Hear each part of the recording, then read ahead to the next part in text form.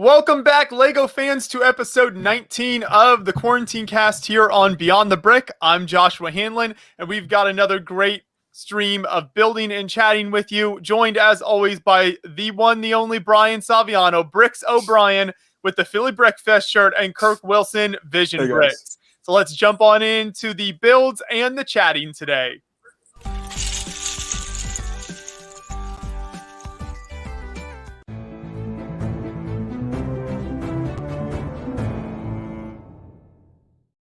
We're almost at 20 episodes of this live stream, which is kind of crazy, you know? I don't think any of us thought it would go on this long. Who knows how long it'll go on until, you know? It might be 2025 before we end the Quarantine Cast. I will be replaced with Solid Brick Studios by that point. He'll be the fourth host on the live stream. We'll finally get Nintendo to send us an animatronic Mario that will replace Brian. There we go. That's it. That's it. But we have some builds for you. So I will be working through another one of the LEGO House exclusive sets. So this is, I believe, the first exclusive set that was kind of more publicly available at the LEGO House from 2017. It's the very colorful build of the house itself, signed by the designer there to us. Big shout out. Thank you for that. So I'm going to open this up here. Brian, do you have anything on the docket? I am still working on the Friends set. I'm on bag 3 of nice. 7,000. I don't know. Whatever it is. Very nice. Vision, any new mocks? Anything you can tell us about? Lots of secrets? Let's see. Mock wise, no new mock at the moment because I was trying to go film a video for the Oz mock like the other day, but it was very hot outside, so that got canceled. And then on top of that, I'm messing around in After Effects because I started a trial yesterday, so I'm messing around with some stuff in there, practicing. Is After Effects what people like Kevin Hinkle use for a lot, like some of the art stuff he does? No, or is that Photoshop. Photoshop. No. Okay, so no. No. Combination of Photoshop and. Hold on, it's good. I'm good. Don't say it. Don't say it. It's Timmy's yelling out the answer in the other room. Is it Wacom? It's no. Wait. Paint, right? No, I mean, he might use paint. That'd be very unprofessional. But no, it's. I know he said it before, and I'm trying to think what an artist is also known as someone who is someone who draws pictures. Someone who draws pictures for comic books. It's an occupation. It's on a board. And Adobe Illustrator. Yes, there we go. Good answer. Good answer. Brian went full like game show host. Yeah, exactly. I'm not bringing you on Family Feud. Jeez. I thought he had done some stuff in After Effects with some like art projects, but maybe not. I guess I could be wrong. For, like motion graphics and stuff. That's what it's a lot of it is used for, but not typically. No. Okay, gotcha. Good to know. I'm glad we cleared that up. Yes, exactly. Alyssa, for the record, Alyssa in the chat had the answer, so thank you for that, Alyssa. Yes. And earlier she asked what friend was my favorite of all the friends here. I don't know how vast your friend's knowledge is. I would absolutely love to have the suave of Joey, but I am absolutely a combination of Ross and Chandler. So I do not have any sort of swag when it comes to that. But yeah, so that's where I fall. I thought this was going to be a simple build, and then I realized that there's no numbered bags again. So there you go. We're back with this one, folks. It's gonna be a challenge. I'm gonna mute myself while I open these up here. What did you do last time? I forget. Oh, he's muted. He's muted. Yeah. So I'm assuming he did. I don't know. Last time it was frick. I think last time it was the tree. No, was it the tree last time? I think it was the tree. Yeah. Let's just go with the tree. The tree is. Let's go with tree. Yeah. Yeah, tree is good. So, yeah, and apparently Alyssa is Frasier. All right. Well, there you go. I guess that's it. All right. So what have you been up to, Brian? What have I been up to? Yeah, these past few days. Really, a whole lot of nothing, which I'm kind of happy about. There's been a severe lack of new releases for video games and things like that. So I've kind of taken a few days to like not do as much. Just kind of sit back, stream here and there, and hang out. I ordered quite a few parts for a project I want to work on. I also ordered a mock off of somebody who, very well known in the community, who built something to accompany the NES that's right behind me over here. So, Nick Brick built the Zapper to go with the NES. So when you Brick and Nick, it's easy to get them confused. Yes. So people have seen our streams in the past, not the Nick that we've had on the streams.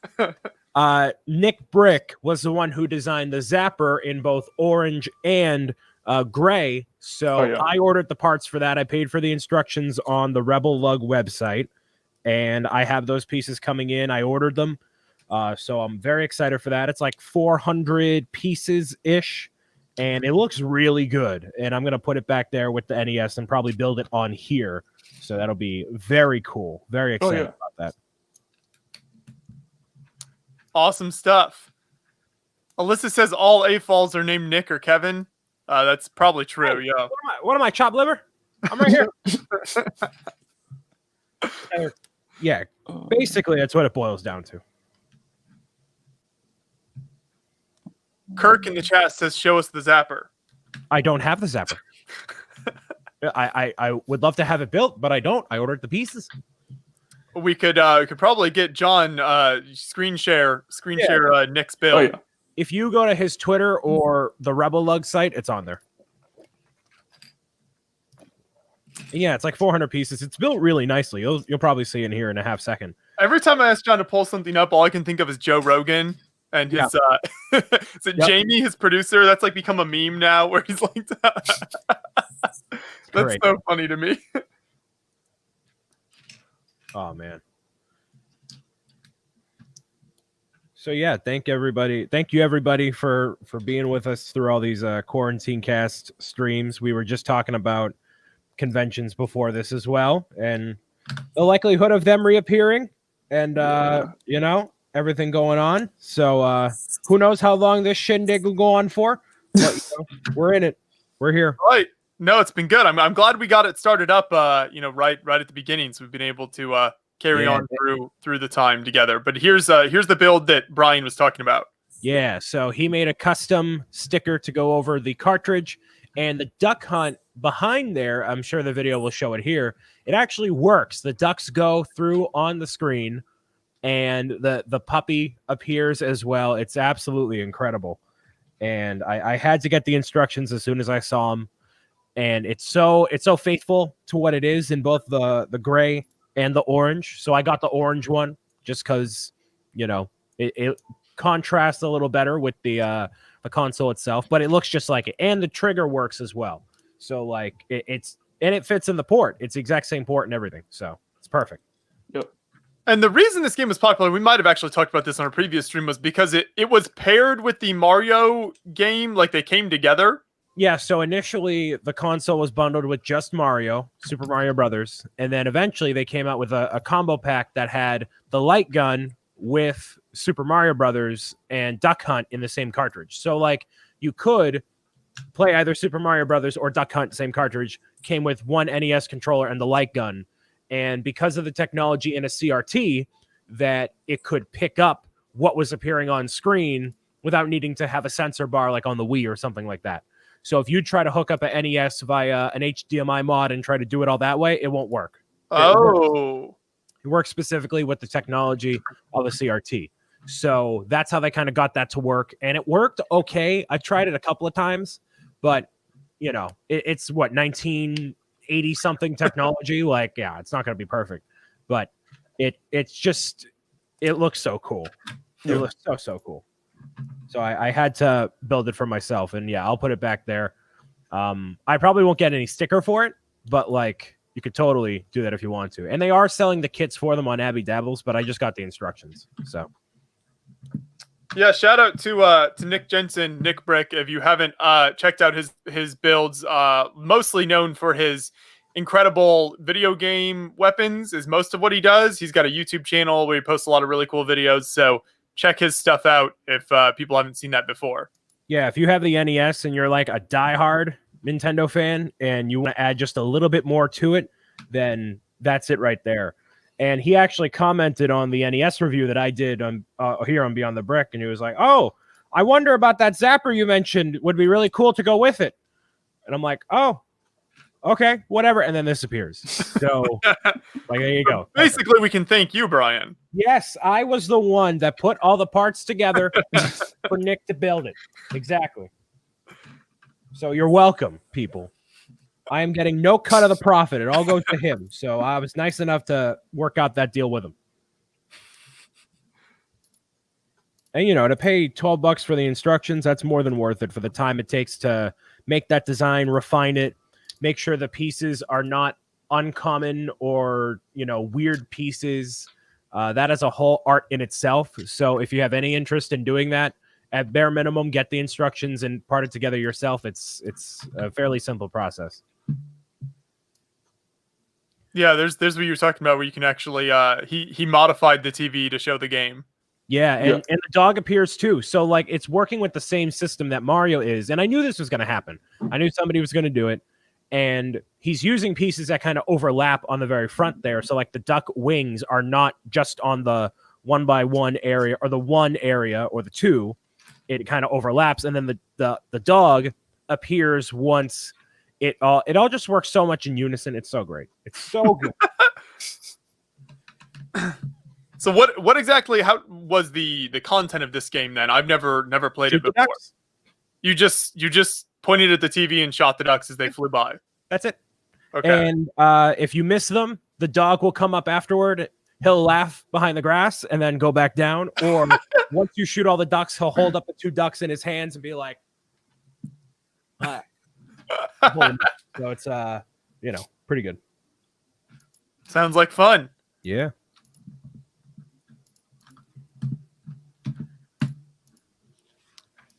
So yeah, I'll probably build that in the next couple of weeks here. All the parts from like Bricklink have been very slow to ship with everything going on. So like, I'm just sitting here waiting. So we'll see. So you went on Bricklink then and pieced out everything, sourced all the parts. Yeah, they provide a XML file, which allows you to literally just copy and paste the parts list into, you know, the Bricklink upload system, and then it just part it all together, and that's it. Perfect. Yeah. And I was also watching some vlogs the other day about Brick Fair, Virginia.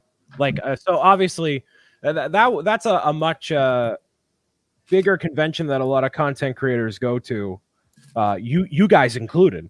Yeah. So I managed to watch a couple of vlogs from like LJ Johnson and TTV and all that, and I was watching and I'm like, man, we're not going to get to do that this year. There's nothing going on.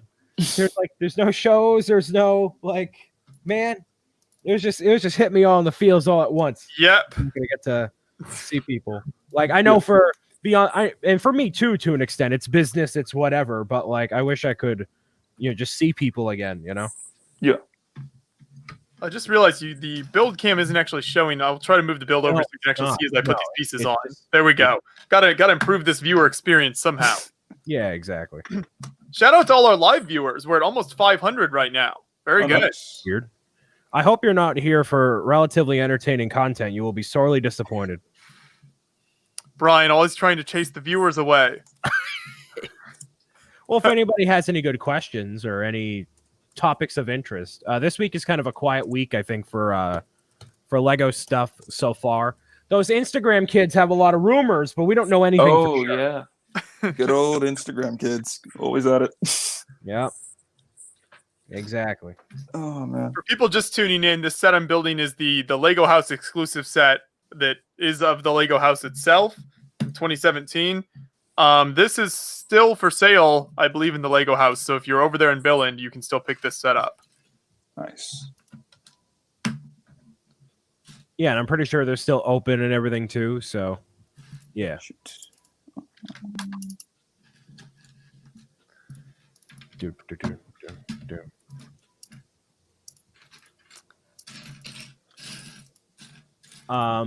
Golden Light asking about Coliseum or Ghostbusters Lego set rumors. How do you feel about talking about rumors, Joshua? Either on Beyond the Brick or just in general? We never make like separate videos dedicated to them, but Yeah. I think talking about just rumors on a live stream is fine. I don't know if there's any problem. I don't know. I might need Timmy to tune it to chime in here with his thoughts. If he feels like that's an issue, we should avoid that. No, I don't think there's any issue with, rumors necessarily. Yeah, leaked images and stuff. Right. But like, you could talk about Lego related rumors all the live long day until the cows come home, but we don't know what's going to be true until so I think that's true. So I don't think there's a problem with that. So if anyone wants to give their thoughts, I personally, a Coliseum I think would be amazing. I think that'd be super cool. I would be all over a big Coliseum build to have on display. I think it would be like the Taj Mahal in the sense that it's all one coloring, kind of. But the Taj Mahal looks amazing though on display, in my opinion. You're building the same corner of it 4 times. Right. So. It's not a great build experience, but it looks amazing once it's on display. Yeah, totally. So yeah, I agree. It probably would be something similar to that. Maybe not the best build experience compared to a Ninjago City type of build where everything's so different and it's so super fun as you're putting it together. But I think it would be a really cool display piece. Yeah, I'm surprised we haven't seen more larger architecture models like the Taj Mahal. I mean, the Taj Mahal is pretty unique in that way. I mean, you've got like Tower Bridge and some of those larger scale ones, but for the most part, the architecture sets are all fairly small pieces. Yeah, I mean, I thought we would for sure get a Statue of Liberty that was in that sort of scale, but then we got it in architecture, which I guess is fine.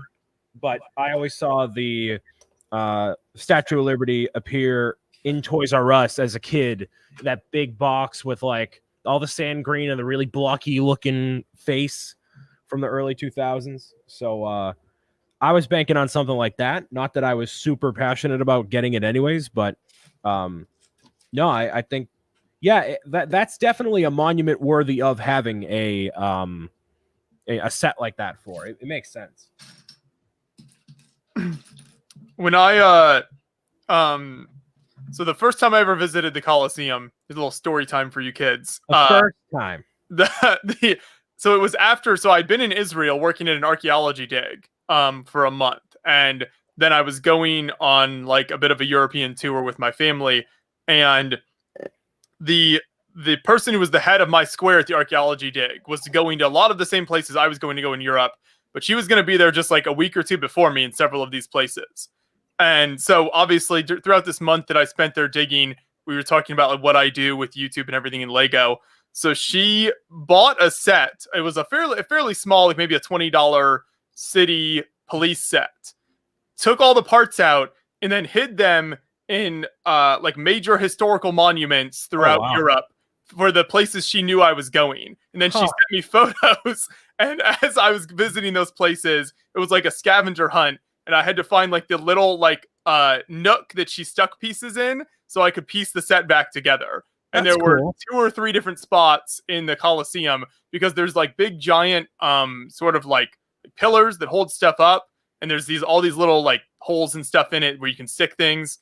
So 2 or 3 different spots where I pulled out Lego pieces there. Wow. A lot of different places throughout Rome that I ended up finding pieces. So that was super fun. It was like a Lego scavenger hunt the first time I visited there. That's really cool. Yeah, that worked well. You just have to have someone who's going to all those places shortly before you are to hide Lego for you. Yeah, right. I mean, it totally works as a building set if that were to come true. The Ghostbusters thing I heard was an Ecto 1 in the scale of the cars that are out right now. which that makes sense too. And I had actually been saying for the longest time that something similar to that would have happened, not with the Ghostbusters car, but a different car from pop culture history. Because, ladies and gentlemen, if you go to the Jurassic Park gate and you put the Aston Martin through the mud tracks that are near the gate, it perfectly lines up with the scale of one of those cars. And I thought, people really want a Jurassic Park Jeep. Wouldn't it be really convenient if Lego came out with a big scale Jurassic Park Jeep to go with that gate? So that's what I've thought for the longest time. So an Ecto-1, a DeLorean, a Jurassic Park Jeep, Knight Rider, none of that would surprise me because it's all in the same sort of vein that way. So that's been my long-running theory for a long time. Yeah, I had the original Ecto-1 idea set. I built it. It was fine. I don't know. The Ecto-1 as a vehicle has never been like anything, I guess, too amazing to me. So there wasn't a massive draw there. Yeah, I bought the Ecto-1, the DeLorean, both of those. They were both fine. But as the resident 80s expert vision, how do you feel about those Instagram kids spouting that nonsense? They need to stop. They can't do that. They can't do that. They just need to stop and just hush until we know for sure. Okay? I don't mess with my emotions like that. Really difficult provision, guys. Do that. Don't do that. Don't do that. But no, I mean, if it's true, I would love to see another one, because I missed out on the original one. And the second one, even though I didn't really care for that movie that it was based off. But no, it would be nice to see another one. It would. We've got Brick and Nick in the chat. Ghostbuster sets in general, I guess. Not sure what else they could possibly do. Because, I mean, I guess, I'm trying to think. If they were to make more Ghostbuster sets, they've already done the HQ, they've done the Ecto. I'm trying to think what else they could do. It would be based off the 2021 movie. Yeah, that's like about it. Unless they did like the library or the museum. Like, I don't know. Can I get excuse me, Kevin, can I get a permanent ban for Brick and Nick in the chat, please? Thank you. I don't want any Canadians in my live stream. Thank you. This is my live stream. Thank you. Especially CC made a good point. The Stay Puft Marshmallow Man. That would actually be a good set. Wasn't that submitted to Ideas before? Yeah, it was. But it didn't happen. No. I think they could do it in the scale of... He's like, do it, you won't. I think they could do it in the scale of like the buildable figure, like Giant Man and whatever that villain name was from Wonder Woman. That not Demise. I don't know. I forgot. But like that, they could do like not like a crazy big version of Stay Puft, but like a bigger version with a couple of the other characters. So yeah, that could work. Because like when you think about it, like Giant Man's scale compared to a minifigure is pretty big, so I get that wouldn't be bad.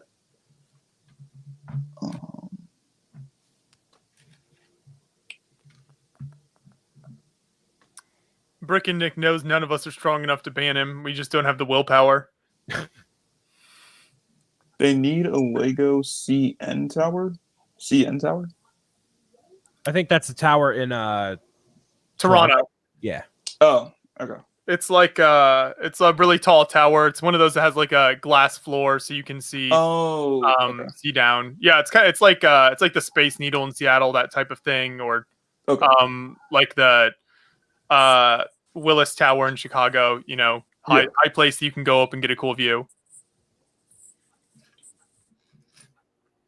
And not to publicly call out Nick, but he's always welcome in these quarantine casts to add a little bit of light. He's always working on something spicy. If he ever wants to, you know. He was actually working on my Paper Mario build, which I've still not gotten the details ironed out from him about. I have to call him out publicly on that one. Hasn't talked to me, but it's all right. Nick is a busy guy doing whatever he does. So whatever it is he does. Whatever he does in his life of not having facial hair anymore. Very traumatic, very earth-shattering development there. Yes. Well, same with your hair as well. You've both gone through a transformation. Yeah. Oh, Brick and Nick says he can work on finishing Rock Hawk with you guys. Hey, Nick, if you want to appear on this live stream and I can guide you while you work on whatever you got to work on, let's make this magic happen. You know what I mean? Somebody's gonna have to explain to me what that is. All right. So, do you want the long story or the short story? We've got time. Go with the long story. All right. So, in the game Paper Mario: The Thousand-Year Door, there are 7 crystal stars that end up getting splattered all throughout the world of Paper Mario. One of them is located in Glitzville, which is a floating arena in the sky where competitors compete to win the Glitzville Championship. The champion is Rock Hawk. He is a big yellow bird that is based off of Hulk Hogan in a way. I thought you were going to say Big Bird from Sesame Street. I mean, he looks like a beefy Big Bird, so I guess, yeah, that can work too. And he is the champion of the Glitz Pit, in which he has one of those crystal stars attached to his belt. Oh. So the scene that Nick recreated was of the stage in Paper Mario: Thousand-Year Door. The crystal star is on, I don't think it's on him in that specific scene, but it's Mario along with his partner that he acquires while in the Glitz Pit, Yoshi, in orange and blue, battling against Rock Hawk. So it's a very cool scene. Hopefully this isn't spoiling the game for anyone. No, it is definitely not Okay. at all. The game is 16 years old. So, yeah. Oh, I thought you were talking about the one that just came out. No. Okay. This is the old game. Oh, I see. Okay. I get them mixed up. No, yeah. It's one of it's my favorite game of all time, and Nick wanted to do something for Paper Mario Origami King, and I'm like, hey, you could do this, and I just might give you money for it. And he's like, all right, cool. So it just worked out pretty well there. Ready, Set, Build asked in the chat, is this a rare set? I'm assuming you're talking about the Lego house I'm working on. So it's not super rare. It is exclusive to the Lego house, but it's been for sale there for years. So anyone who has gone to the Lego house could buy it. So there's a good number of copies out there among Lego fans. But yeah, it's certainly rarer than your average set that's available, in Walmart and Target. Yeah, but it's not anything a simple search on eBay wouldn't find. You can find it pretty easily. Brick and Nick has to clean up after lunch, so that's okay. You can take your time. Coward. He's just a coward. Okay? Just started playing the OG Paper Mario last week. Joseph, how you liking it so far? Let me know. I actually enjoy, I believe I'm ready to say publicly, I enjoy the newer Paper Mario game more than I enjoy the N64 one. Just based on the graphics being more updated and having a new coat of paint. It's a beautiful, beautiful game.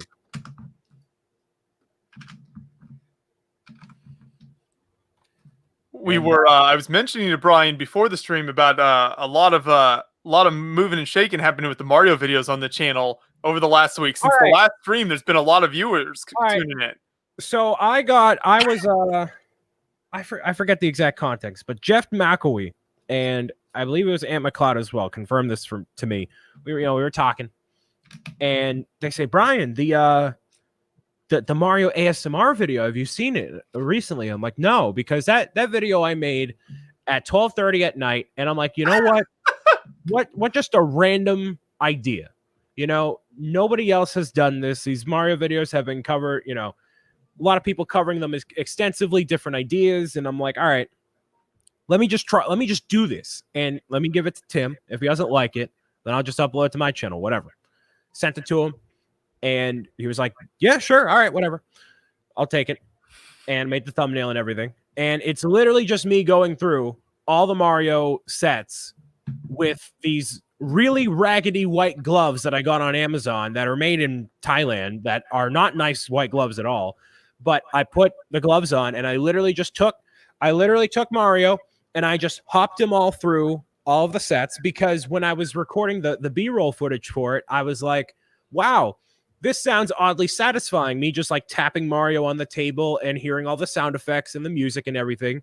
And I just wanted to show a video of me just with the sound effects, like me not talking because I'm talking through all of the videos I do.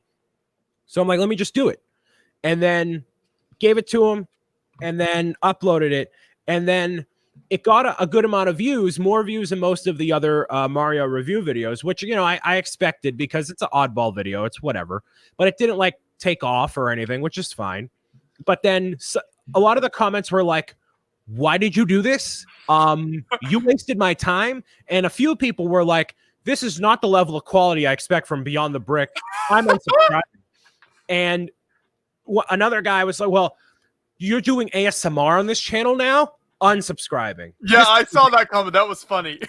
Because Joshua and Boone did ASMR no less than a year ago themselves. Yeah. And I responded to that comment saying, hey, they did this a year ago. You should have been gone a long time, buddy. See ya. One of the best channel videos we've ever put on the channel, by the way. That ASMR video that Boone and I did. Yeah, so that guy can kiss my bricks, okay? I don't care. So the video happened, and then Anthony and Jeff told me, check out the video. And it had like 60,000 views. So basically, I don't know what the algorithm did, but I'm assuming the algorithm did nothing.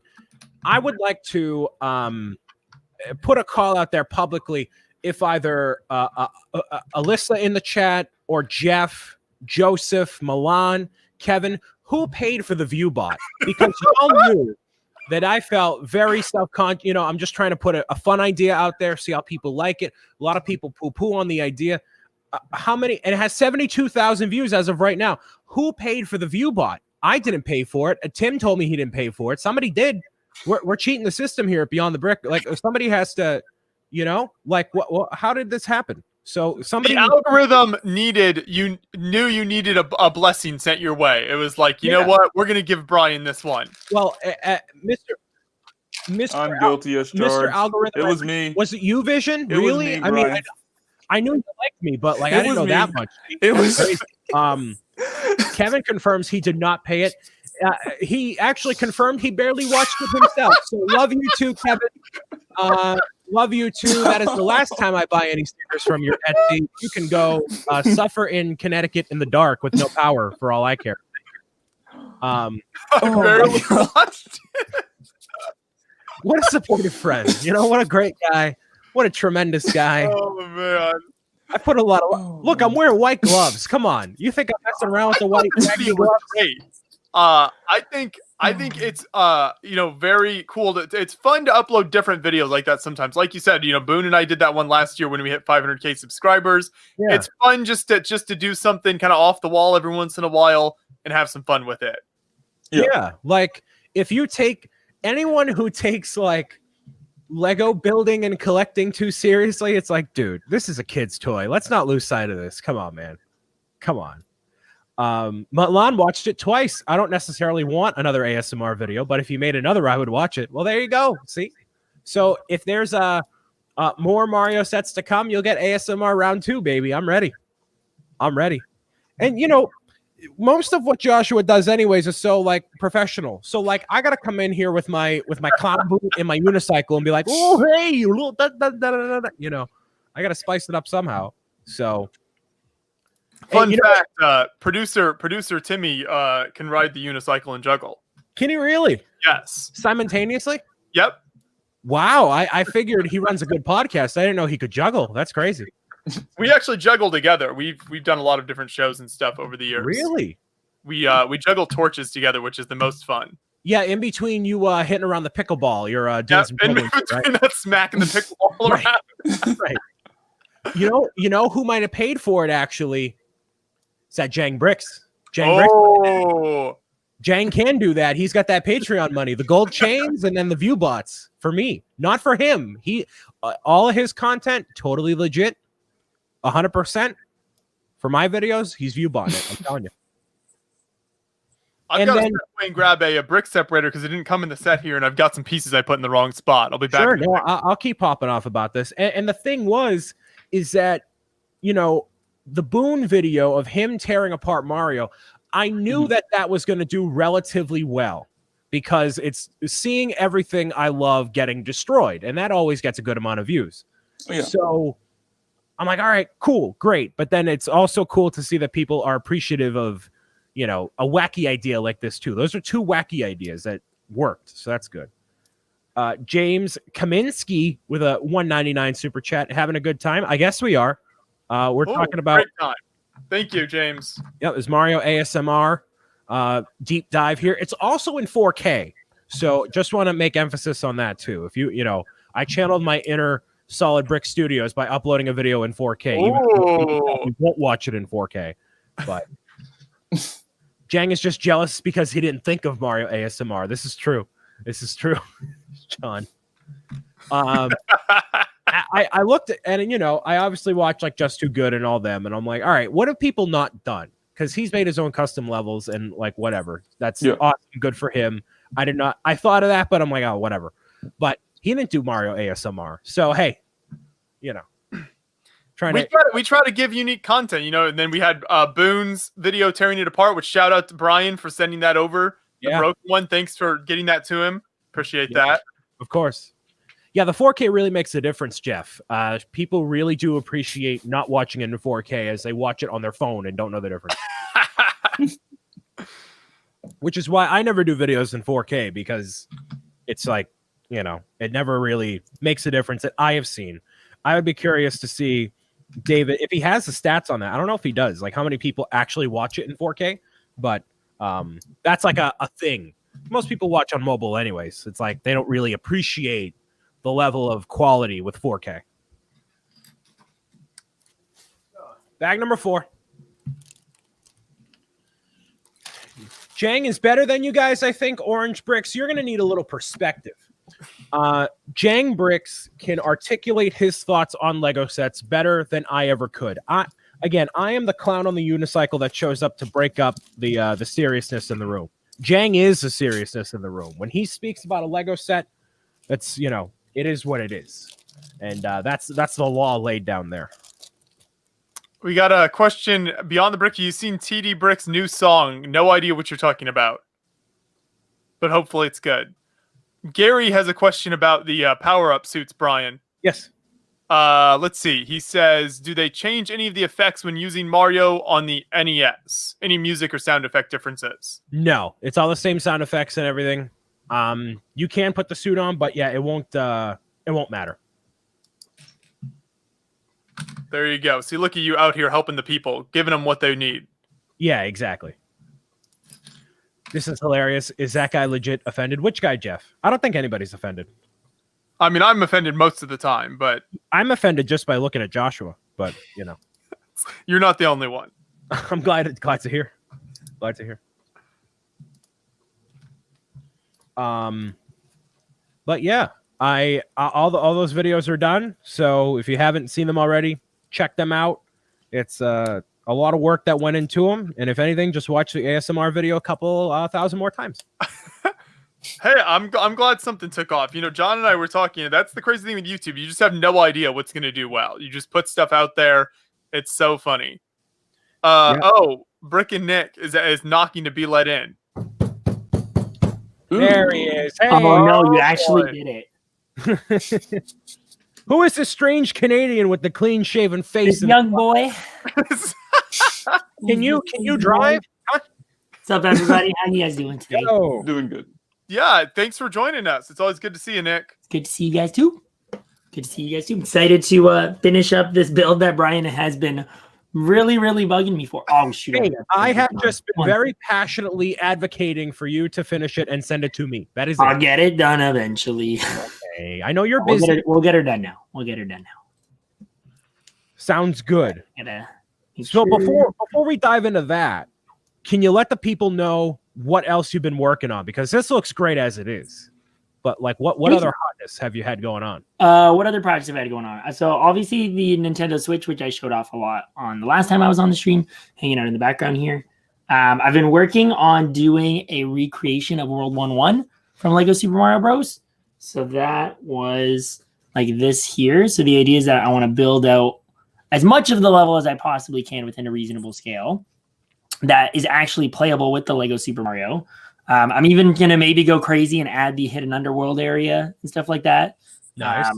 So we'll see if I can figure the techniques out to pull that off. And then last night I came up with a random little project. This is something I haven't shown off on the internet yet, so you guys are kind of getting a first look. I don't know if anybody's checked out the new game Fall Guys, but I thought it'd be really, really fun to give him a Lego brick costume. And I think I'm going to go ahead and whip up some other outfits and maybe have some fun with that online. So that is awesome. I played a ton of that on stream last night. And amazing. Have you had a chance to play it yet? Yeah, I've been playing a little bit here and there. No luck with a win yet, but I got one win in the beta. It's so fun. It's so fun. If anybody out there doesn't know what it is, Fall Guys is a competitive online platformer, I guess. Yeah, that would be a good way to put it. Yeah. It's like if Wipeout was a video game. Wipeout the TV show. You and 59 other people compete to grab the crown at the end of a gauntlet of mini games akin to Mario Party. So one of them will be climbing up toward the mountain. One of them might be to grab the tail of the other players. You might team up in a team together and work toward a common goal of like getting the ball into the net or keeping as many eggs on your side of the arena as possible. So it's a really cool game that you can either buy on Steam for $20, or if you have PlayStation Plus, you get that for free. So if you have PlayStation or on PC, you can get the game and play it. Not on Switch or Xbox yet, but they all look like, I don't know if you want to maybe pull up a picture, John, but they all look like kind of rubbery chicken nuggets that are waddling around through the battlefield. The term beans get thrown around a lot for them. Yeah, that too. And they wibble wobble like this. It's basically how I walk normally. That's how they walk as well. They jump kind of weirdly. You can grab other players, but like the physics of it are what really add all the spice to it. And there's all different costumes. I got a Slurpee costume last night, and then Nick built the brick build costume, which is perfect. It's not in game though, so I'm hoping not in game. No, maybe be inspired by the build. Yes, exactly. Sounds like a fun game. The game, John, is called Fall Guys Game. It's called Fall Guys Game. Just look for waddling chicken nuggets. You'll see. I even gave him little like posable legs so he can be in all sorts of silly positions. Nice. And then even the back of him is intended to look like the underside. It's great. Yeah, that's a great looking character. Yeah, once you see what it looks like, Josh, you'll be like, oh, I get it. And then you'll see how good it looks by comparison. Yeah. It's really blown up, though. Like, I think both variants of the game are, like, the top games on Steam this week and, like, have been for the last, like, week or so. It's pretty crazy. And they are independent developers as well. So it's not a Nintendo-made game. It's by Devolver Digital, who's publishing it. I forget the name. I think it's Mediatonic. Yeah, Mediatonic. Yeah. So we only talk about Nintendo properties on this stream, so So that's what it looks like here. That's what the characters look like. So it looks like a little bean otherwise in different colors, but you can wear a chicken suit, unicorn suit, a lot of furry outfits like wolves and whatnot. It's very weird. Pets. But yeah, all sorts of cool stuff. Thanks so much, Orange Bricks. So Brian, what on earth do you want me to do with Rockhawk? I'm not gonna lie, I totally agree that like his hair just did not feel like epic and flowy enough, especially I think like this section. Yeah. But it's weird. I don't have a lot of yellow inverted slopes, so like I actually really struggled with it. But let me pull up a reference picture and let's see what we can do, guys. Cool. Yeah. So I was mentioning while you were prepping for this, this is what Rockhawk is. It's basically a Hulk Hogan inspired hawk in all yellow. So yeah, this is what Nick is editing right here from Paper Mario 1000 Year Door, in case anybody doesn't know. So they're not showing you, LOL. Hey, I can show it though. There it is. So that's what Rockhawk looks like normally, right there. Yeah, you're right. He is very much lacking in hair there. Okay, let's see. Yeah, so it's the hair, and I believe that it's like a tail separate from the hair. So right now it looks like a kind of long. Oh, is it a tail? I believe it's a tail. Oh. Let me quadruple check. I was taking a guess. Okay. Yeah, no. That was my fault for not clarifying or giving you a behind image. But yeah. Okay, that actually will probably make my life easier because having to have this giant extension. No, not It's quite not like particularly beneficial to me. Or the build. So while you kind of do this, I guess to pick your brain a little bit, what do you feel is the biggest challenge when you're making something in a small scale? Is it using like a certain type of piece to pull off a technique, or the colors, or what A little bit of all of that. I definitely think like sometimes even just having the right pieces, like it's very strange, but for some reason my collection, like 1x2 inverted slopes seem to be in, like I'm using like a very old school one because I have like no other ones for some reason. And so like sometimes just like not having some of the more basic pieces you would expect to have can like really, really make a build more difficult or more challenging. Yeah. But yeah, so that's what he looks like right there. So that star is what Mario is after in the game. Oh, I see. Yeah. So it's like every time you go into a battle in Paper Mario, you go on a stage with an actual audience and everything. So that's what this is emulating here in the background. You can see Nick captured it perfectly, as I have given it the seal of approval. Look at that. It's beautiful. Oh, that stage makes a lot more sense. I wondered why, like, how that was relevant to the Right. yeah, and I think we joked about like Brian's gonna get like a picture printed of this, and then it'll like he'll Right. have it on the 1x6 or the 8x16 tile, so it really looks like the game, but it's like Inception. Yeah, exactly.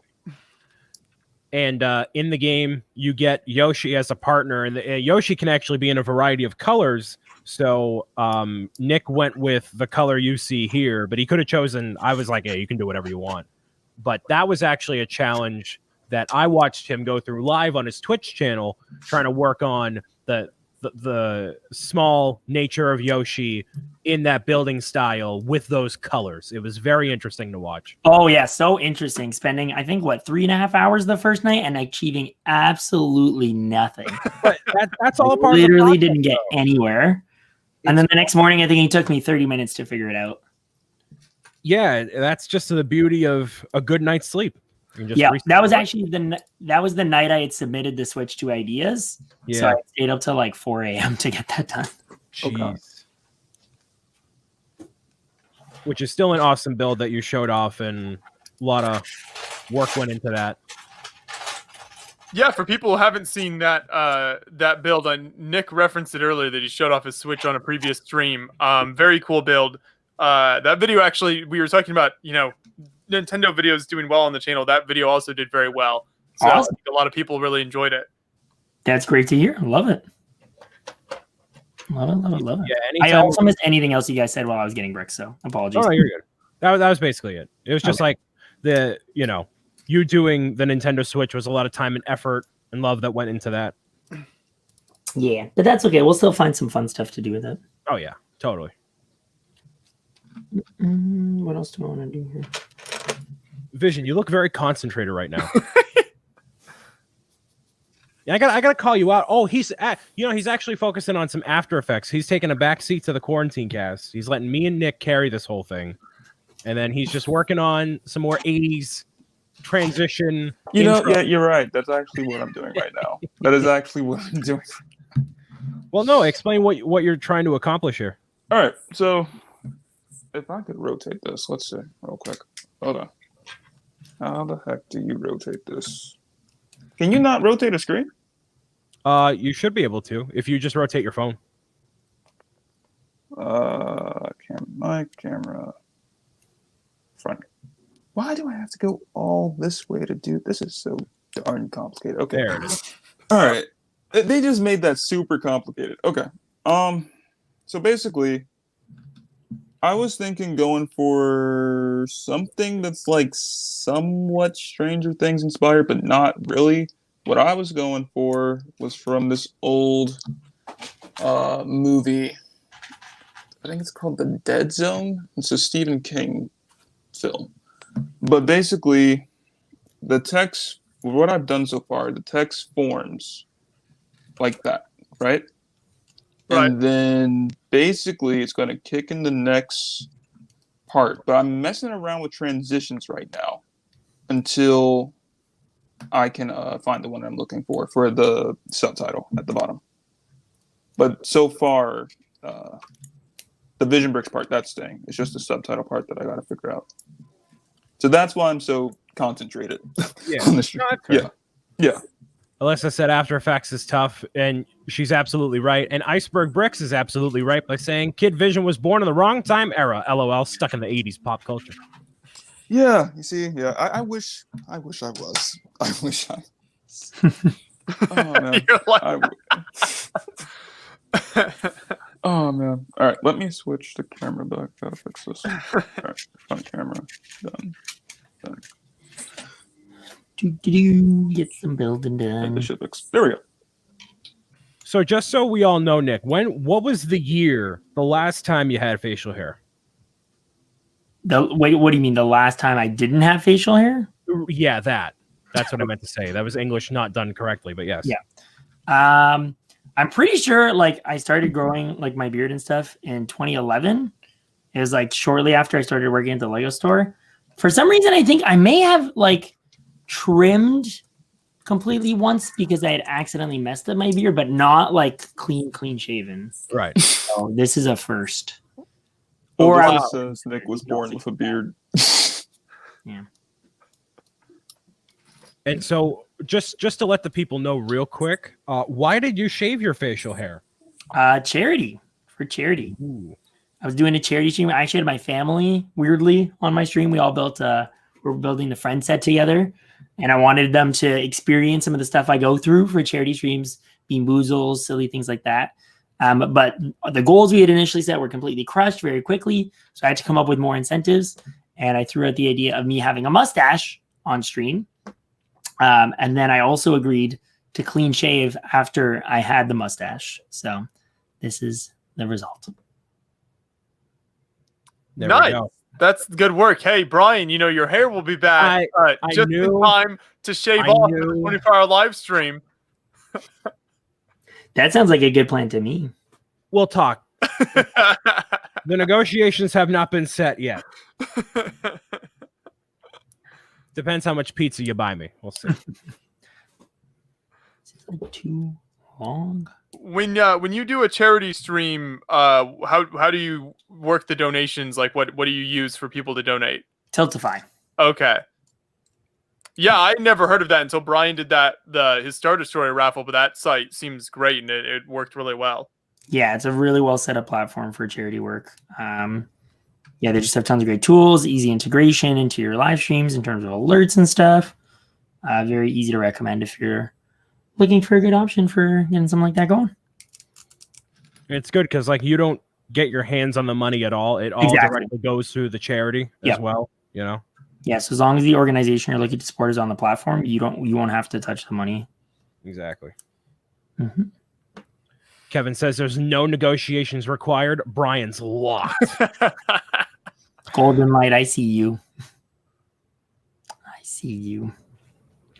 Brian, I don't know what it is, man. I literally just cannot get into a good place with this thing. Hey, no, that's fine. Let me see it again.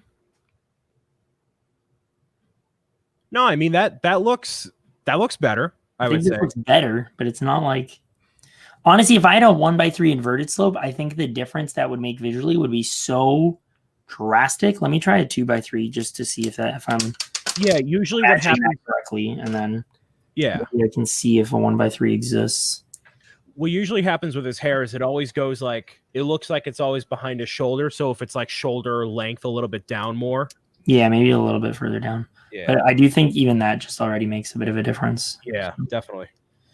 I mean, I'm not a good judge because I'm not a creative builder, so I'll say anything, you do looks good. So you need someone who actually has perspective on what to do. But no, I see what you mean. It like does go down to his shoulder. But again, if I don't have more 1x2 slopes, so like I weirdly have to work with this piece instead to get like an inverted shape, which is just silly, but let me try out some different stuff. Plot twist that I grow a Mario mustache. Yeah, right. That would take forever. That would. Oh yeah. Ugh. Nah. This is the longest my goatee has been this long. But yeah. So wait, Brian, what inspired the shaving of the head? It was a 12:30 at night decision out of desperation. Okay. It was I didn't want to bother my friend who normally cuts my hair for a haircut. She's very busy. So I was like, all right, I guess I'll just shave it off. And I had done it before a while ago. And I initially did it years ago to see what I would look like when I really do start balding and go like have to be bald. And I'm like, all right, my head is round enough and big enough that it doesn't look like I have this like jelly bean in my skull. So I can pull off the bald look. And then I just was like, all right, I'll just shave it and take it from there. My grandmother, very not happy. Susan was livid, irate. But you know what? It'll grow back. It's fine. Okay, I think I got something. Maybe I'm going to make it stick out a little bit more, but I think I got something I like finally. Kevin says the 24-hour live stream commitment can only be transferred to another human via on-video handshake agreement. So it's happened, Brian. Wait, Vision, where do you live again? Where's your flight? Where can I get? I'll send you the address. Okay, I'll send you the address immediately at the stream. Excellent. Okay. It needs to transfer from one soul to another. That's it. Also, Brian shaves his head and films ASMR videos at 12:30 a.m. All in the same basket of great ideas. Yes. Wouldn't have it any other way.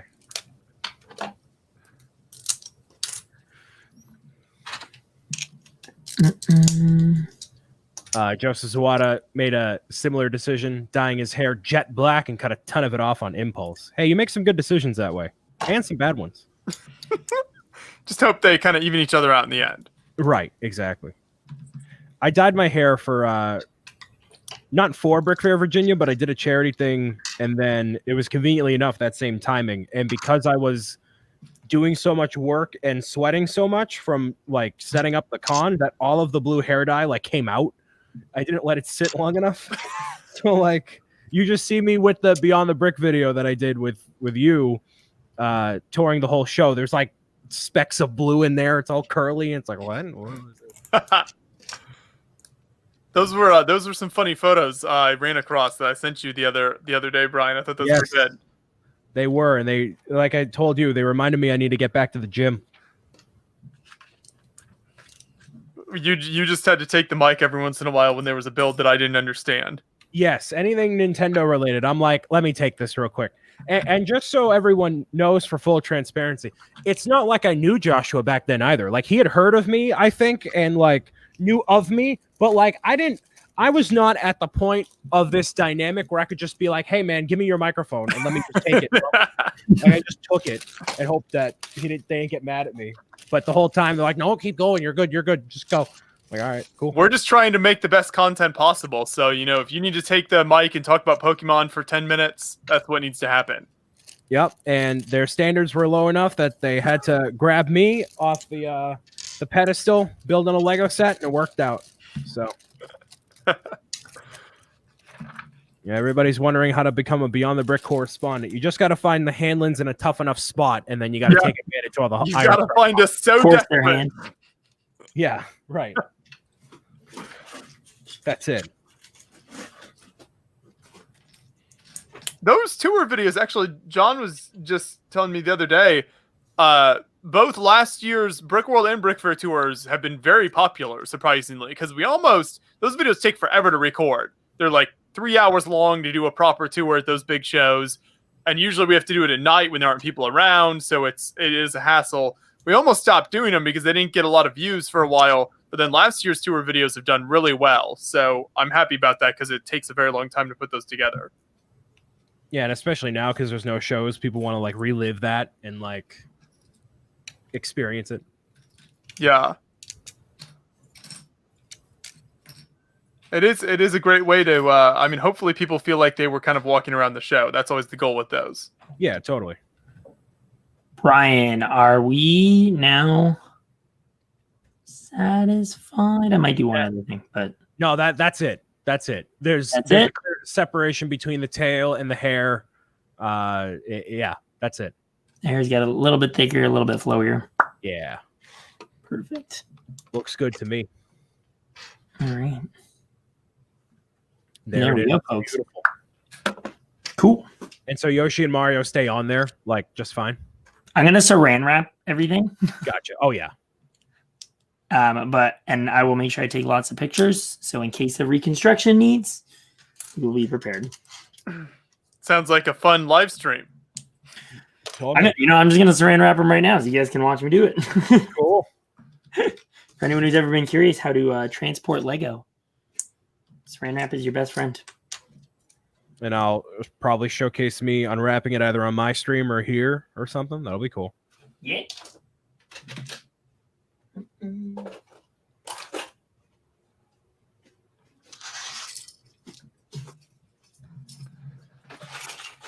So you have a combination of your own custom builds and official sets back there. Is that just because you like Harry Potter? Yeah, you, Nick. Like you're keeping that. You're keeping definitely it like one of the biggest ones. I have a lot more sets on display on the other half of the room that you can't see. Yeah. But Hogwarts, that was like the only place I could find to display it. And then I do like it a lot. Like it was my favorite set up until the NES came out. Oh, so now that's your NES there. Yep.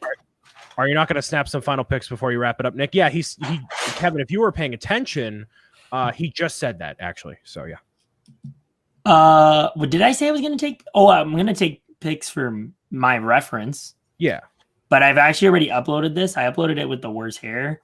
Admittedly, I don't feel like the hair has made enough of a difference that I'm going to redo the photo shoot, to be honest. Yeah, that's fine.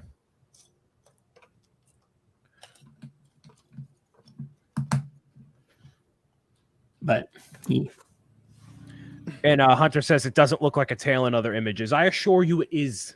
It is a tail. I will trust Brian's knowledge on this one. It's just because I've been playing the game since 2004. All right, let me go get some Saran wrap. Actually, I think I have some here. Now you make Kevin feel bad. You know, he's trying to pay attention best he can, and Kevin, making fun of him. Kevin, as it is, very overrated. We got to knock him down a peg. Okay, he's fine. Just let him be. Oh, I'm Kevin Hinkle. I have so many clients that I'm not taking any more work. Right. Oh, I'm Kevin Hinkle. I have so many awesome designs for stickers that people love buying my stickers of not just Lego things, but Nintendo. We understand. We understand, Kevin. Thank you. Oh, spot on impression. That's it. That's it. People love buying my sticker. If only they'd buy his prints. Go buy Kevin's prints, will you? I mean, those stickers are very cool. We've bought a bunch of his stickers. They're on our sticker wall here in the studio. So there you go. Great work. If you haven't checked out Kevin's stickers, you should. Clip this. Going to use it in my new YouTube channel Hey, trailer. there's many tools to download this video and take that clip out for yourself, Kevin. Yep. Feel free. We won't copyright strike you. No. You have full permission to use my likeness in your channel trailer, Kevin. You know it. Aunt Tina standing up for Kevin in the chat. They bonded very quickly at Brick Fair together. So shout out to Tina for joining us. That's your aunt? Yes. All right. So I won't call out Auntie Hanlon. Auntie Hanlon, I'm sure, is a lovely woman, but Kevin does need to be taken down a peg. So I know Kevin, and you know, hey, all right, sure, I'll stop just because your aunt told me to. That's the only reason. Thank you for holding back. You're welcome. Kevin helped her. She came to visit us at Brick Fair, Virginia one year and check out the show. And she walked in, and Kevin had to help her find us when she got to the show. And he's like, "Oh, Aunt Tina," because she's joined on the live streams in the past. So Kevin's familiar. Oh, that's awesome. Me and Aunt Tina go way back, says Kevin. There you go. There you go. Oh, it's good stuff. That's great.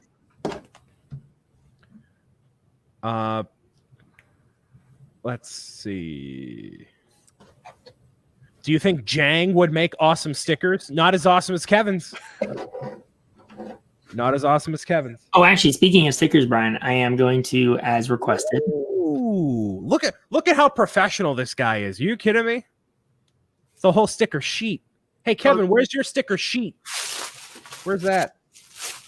Those are from your Twitch streams, right, Nick? Yeah, those are my emotes. Okay. That's what I was thinking. Those cannot be sold, obviously, because they have licensed characters, but I use them for giveaways and such. And when I peer pressure Nick to include them in the package.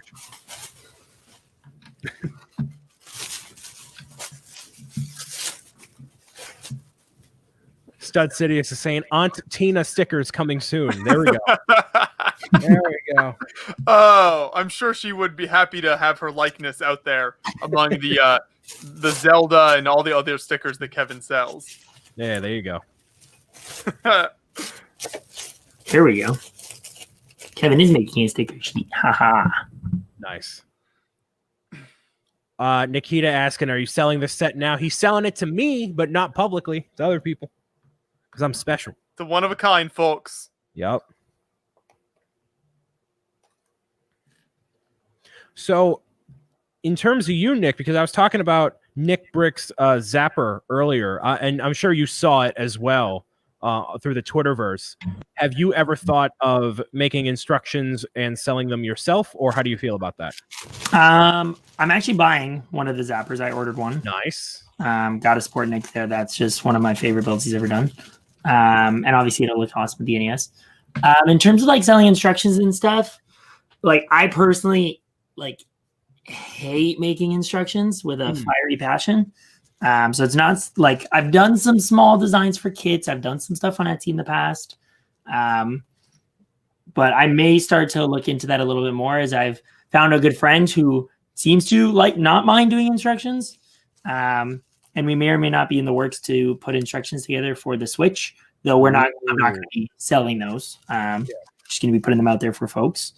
So I don't know. We'll see. Who knows what the future will hold, but yeah, whenever I see like a thread on a forum, it's always like, oh, you should make instructions for this, but it's never that easy.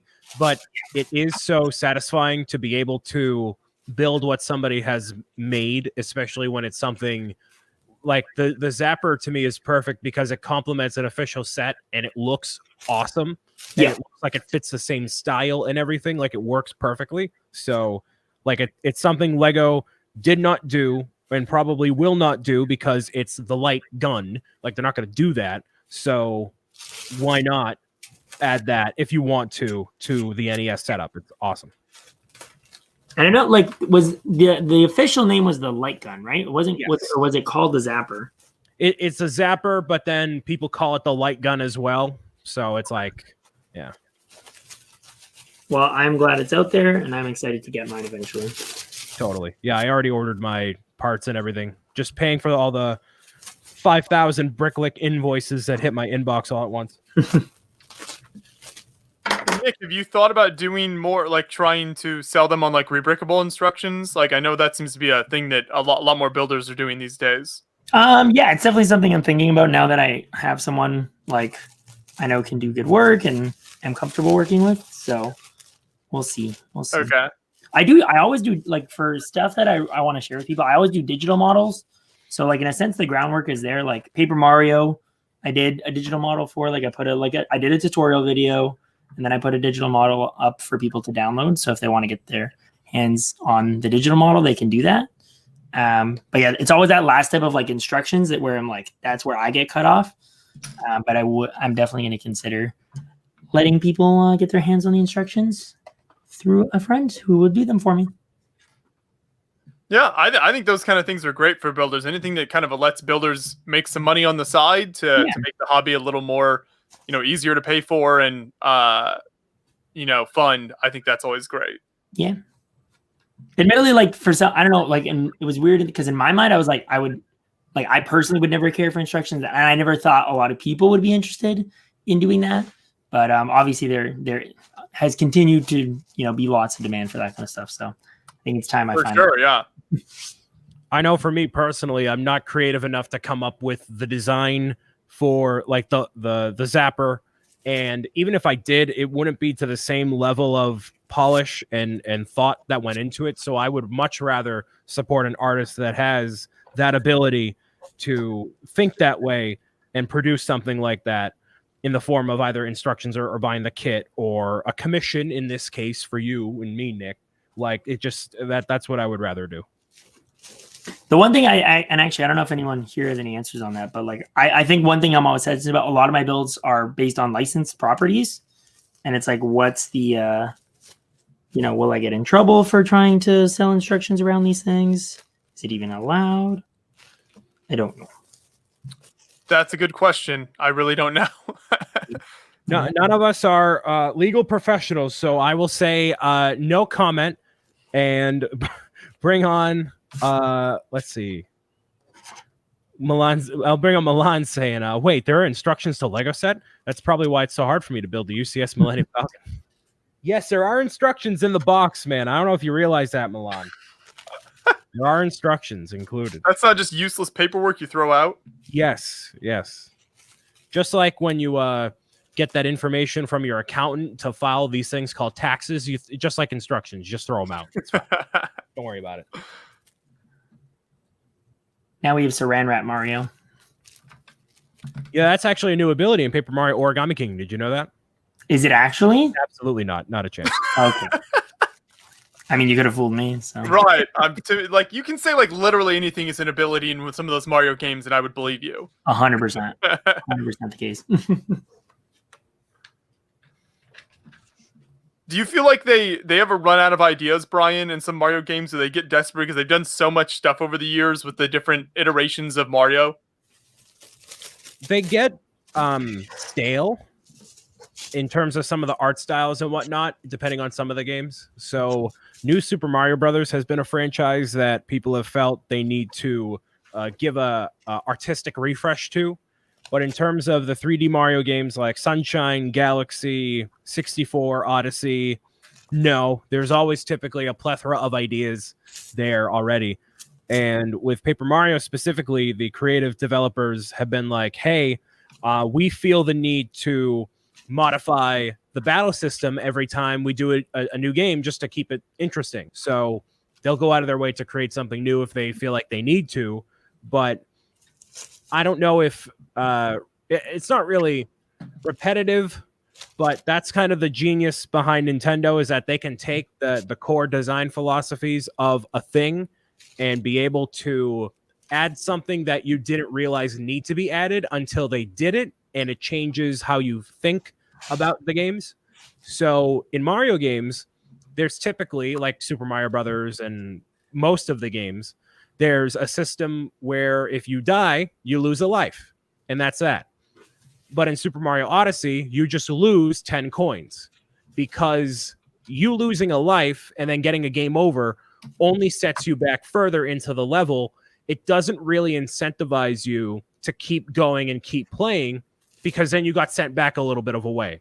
So instead of keeping the action going constantly and just only setting you back a little bit, instead of trying to make that experience longer by setting you back further, they change the way the levels are designed and the philosophy behind them, so that way you only get set back a little bit and learn from the process over and over and over again. So now lives in a Mario game, I'm like, why do you need them? Because it doesn't really make sense now that you realize you don't need them anymore. So they keep things interesting that way. Yes, they change the core fundamentals of some of the games without needing to change every little aspect of it. Is all of the design work done in Japan? Do they have like American offices that they actually work on the games at, or is that just like kind of community outreach stuff? No, I think Redmond is like marketing for the Americas. I bet it's probably the same as Enfield in a way. Probably, like where Enfield, I'm pretty sure they don't design any sets there, but they handle everything involving the Americas, advertising, legal, maybe some design work here and there, but most of it is based out of Japan. Yeah. That's what I was figuring. Yeah.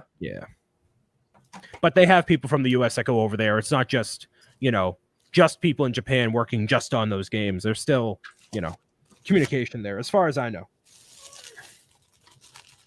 Joseph Sawada has a very deep Nintendo question in the chat.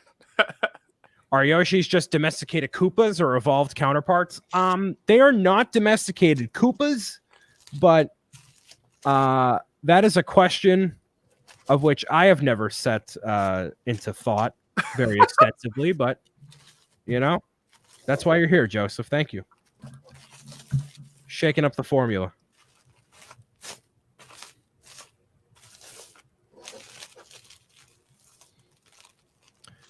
What was I doing the other day? Well, no, while building the NES, it kept reminding me what I would hope for: more Nintendo sets, more Lego sets. Like, and I'm glad that there's some of the content that's like working well on Beyond the Brick. That's good. And between like, you know, John clipped out me talking about Zelda and Mario stuff, and that seems to be doing like pretty good. So like, you know, it's not just all about military stuff here on Beyond the Brick too. It's a good variety of. We always try to have a variety. No, that's our goal. Yeah. No, and it works, and I'm glad. I'm glad people haven't gotten sick of me talking about this stuff yet, because I'm almost sick of me talking about this stuff. Just until something new comes out. If something new comes out.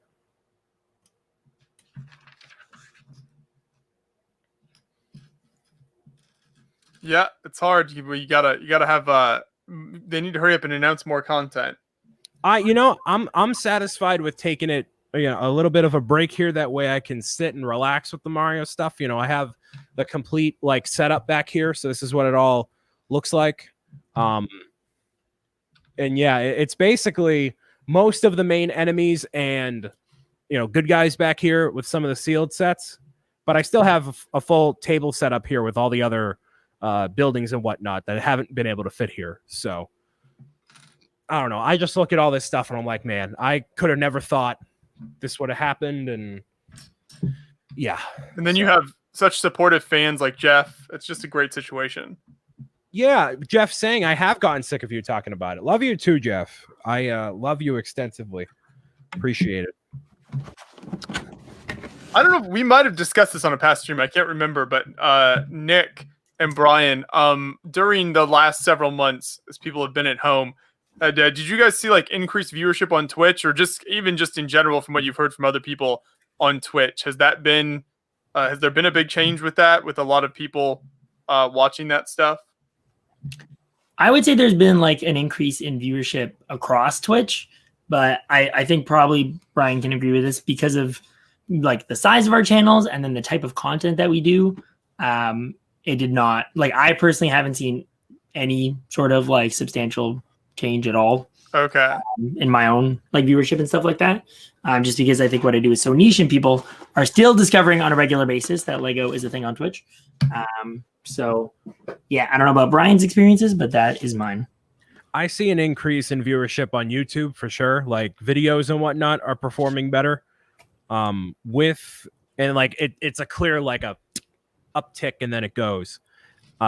With Twitch, I don't believe so either, but I definitely have been growing in terms of my audience just from people discovering that I'm on Twitch and like being on here and promoting it. And like, I know Milan and like Brick Star Wars Boy, they tune in. So there's more of a growth there for me, but I don't think I found more people through doing this that would not have been there if the situation weren't what it is in the world.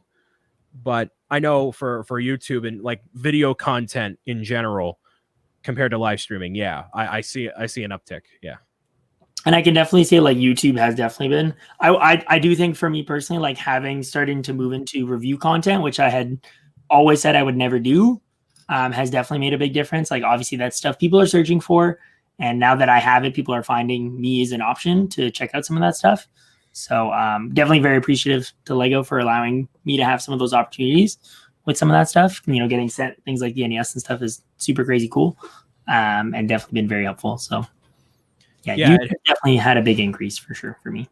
It helps with the like Nintendo license, it being all video game focused, and then Lego coming out like it's the meshing of two great worlds that are perfect for not like being stuck at home doing nothing. So you can sit there and play video games or build Lego, and it's two worlds colliding, and people are responding to it really well. Yeah. And I'm still very happy to hear that everybody who's had their hands on Mario doesn't mind the digital instructions for the most part and likes what Mario is. And, I got friends at the Lego store still. I'm like, hey, you guys got any Mario stuff in stock? They're like, nope. And I'm like, good, keep it up. Let's go. Like, I don't want to see it on shelves.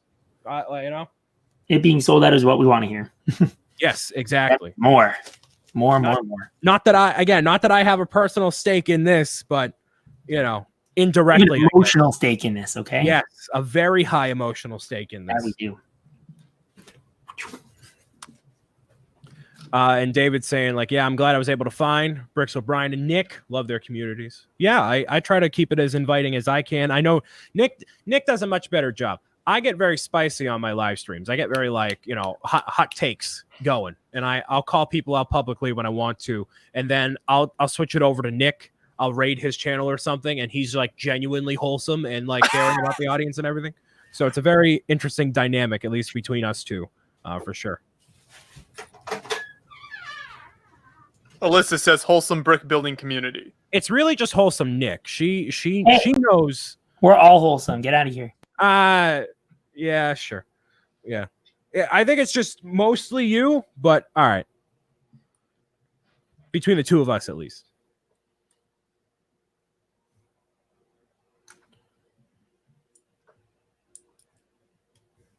Just noticed the build cam computer was not plugged in. We might have just lost that. We'll have to. Oh no! I apparently forgot to plug it in here. Nice. Some professional streamer you are. Yep, I know. You think after 20 streams of this, we would be able to figure it out? Not quite.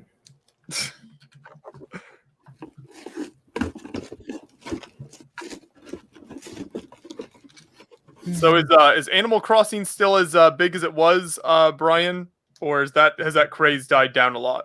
It has died down, but not a ton technically. So Nintendo actually just came out with their financial reportings for the year so far, and the highest selling Switch game of all time as of right now is Mario Kart 8 Deluxe, which is a port of a Wii U game with a little bit more content.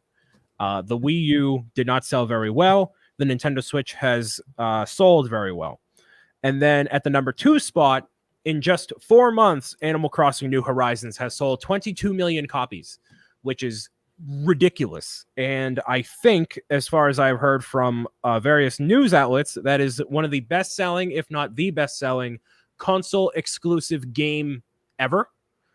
Because it is the perfect game to play while you're stuck inside doing nothing, because you can modify your own town and have your animal, you know, villager friends and customize it to the nines and whatever way you want to.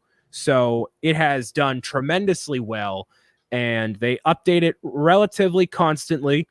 The next update is going to be in October for Halloween, which should be around October 1st or late September. So there's not a constant flow of new stuff to do, but there is a lot of stuff to do still if you have ideas and whatnot to work with. So, yeah. I think that'll just be another video game craze I'll miss out on at this point. Yeah, that one you have to really commit to. And I think that Nick is actually the only one who bought a plethora of those kits right there. That Queen whatever I want to be. Mute. I think you're hard muted, Nick. Sorry. There you go. I thought I hit the button. I didn't hit the button.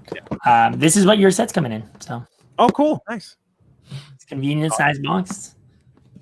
But yeah, this had a lot of good colors and stuff. I like this set.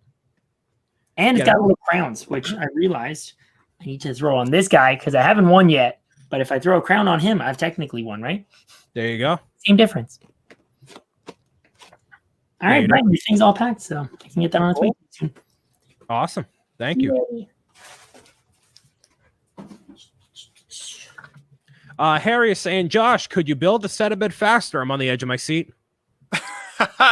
That's not what you come to my build streams for. If you want building fast, you're gonna have to look elsewhere.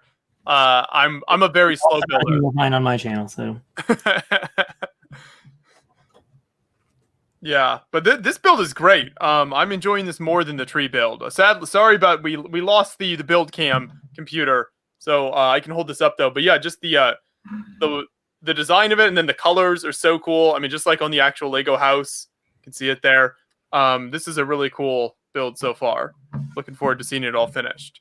I should be able to finish it on this stream. Yeah, that'll be cool. How many pieces is it?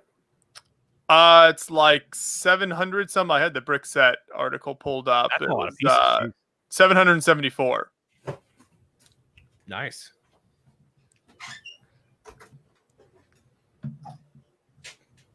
Okay. Never played Animal Crossing before, but Brian's walkthrough make me want to get it. Hey, well, that's good. Oh, you go. gotta get that that Nintendo sponsorship. Yeah, right. Influencer, I think is what that's called. Yes, that is the technical name for it. But although, I've been advocating a lot for Nintendo and Lego my whole content creation career, but I am not an official ambassador for either. So it's like, all right, I'll just leave it as it is there, I suppose. Hey, Brian. Yes, sir. Has there ever been a Nintendo Switch where the actual Switch was not black?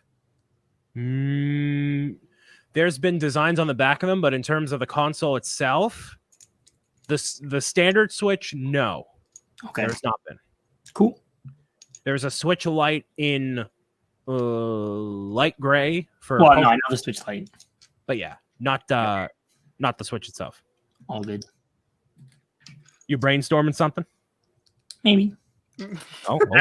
Honestly, I want to do more variations of the Switch, but the Switch itself only coming in one color doesn't really make that too exciting of a thing.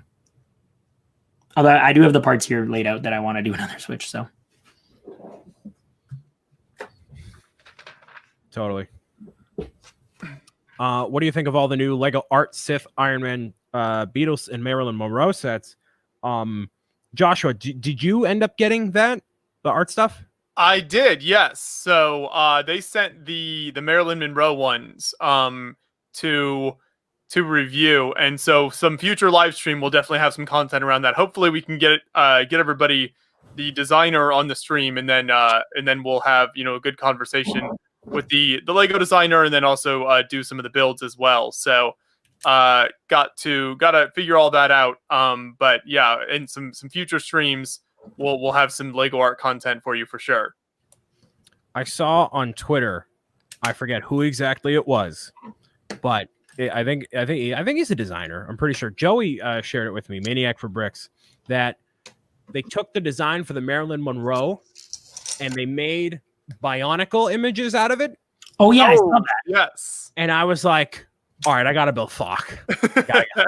So I might be purchasing it because one of the Bionicle that was featured is not Thok himself, but it's one of the characters that has the same jelly head piece and everything. It looks just like him pretty much. So I may need to get it. We'll see.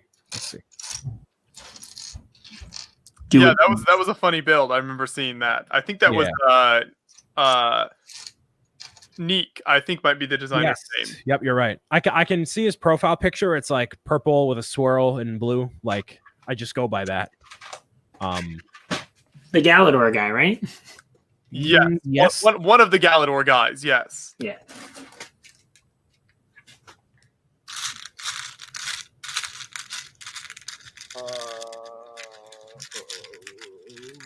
Okay. How's it coming along, Vision? Is your After Effects working out for you?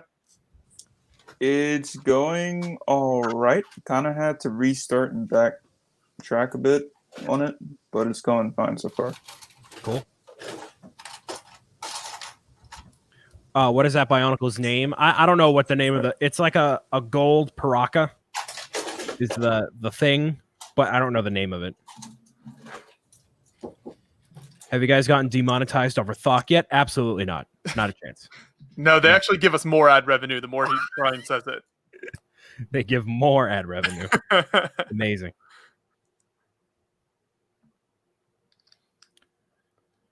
What a great theme. What a great game. It was so magical. How many different Bionicle games did you play on the gaming streams? 2. Bionicle Heroes was the first one, and then I played the one from 2002. I don't know what it was, but yeah, I played 2. And both were tremendous experiences that I will never regret. Ever.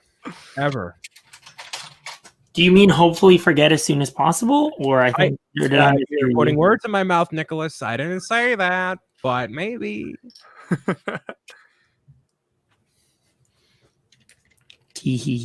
For people who didn't watch Brian's latest gaming stream, he has put the gaming streams on hold for a bit until hopefully the new Lego game comes out and we can do some more of that. So if you want to see more gaming stuff from him, you'll have to go over and check out his Twitch and everything he does over there. Yes. So you can keep up with that. Yes, where I will play a variety of games that do not involve the big red brick in the sky. They are a variety of games.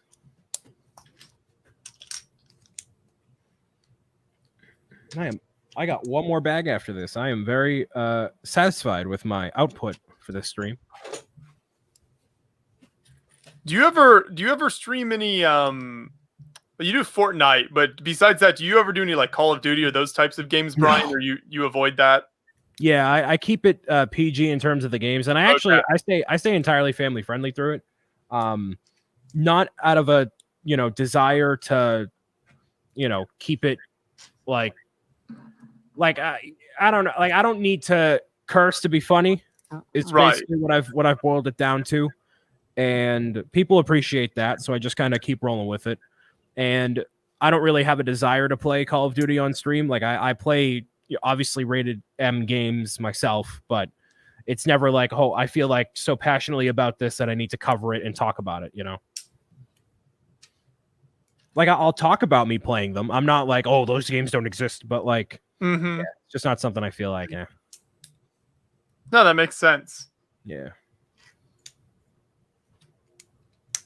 All right, and Jeff, I'm building the Friends Central Perk. I'm close to finishing this bag, so I'll show you my progress on that one.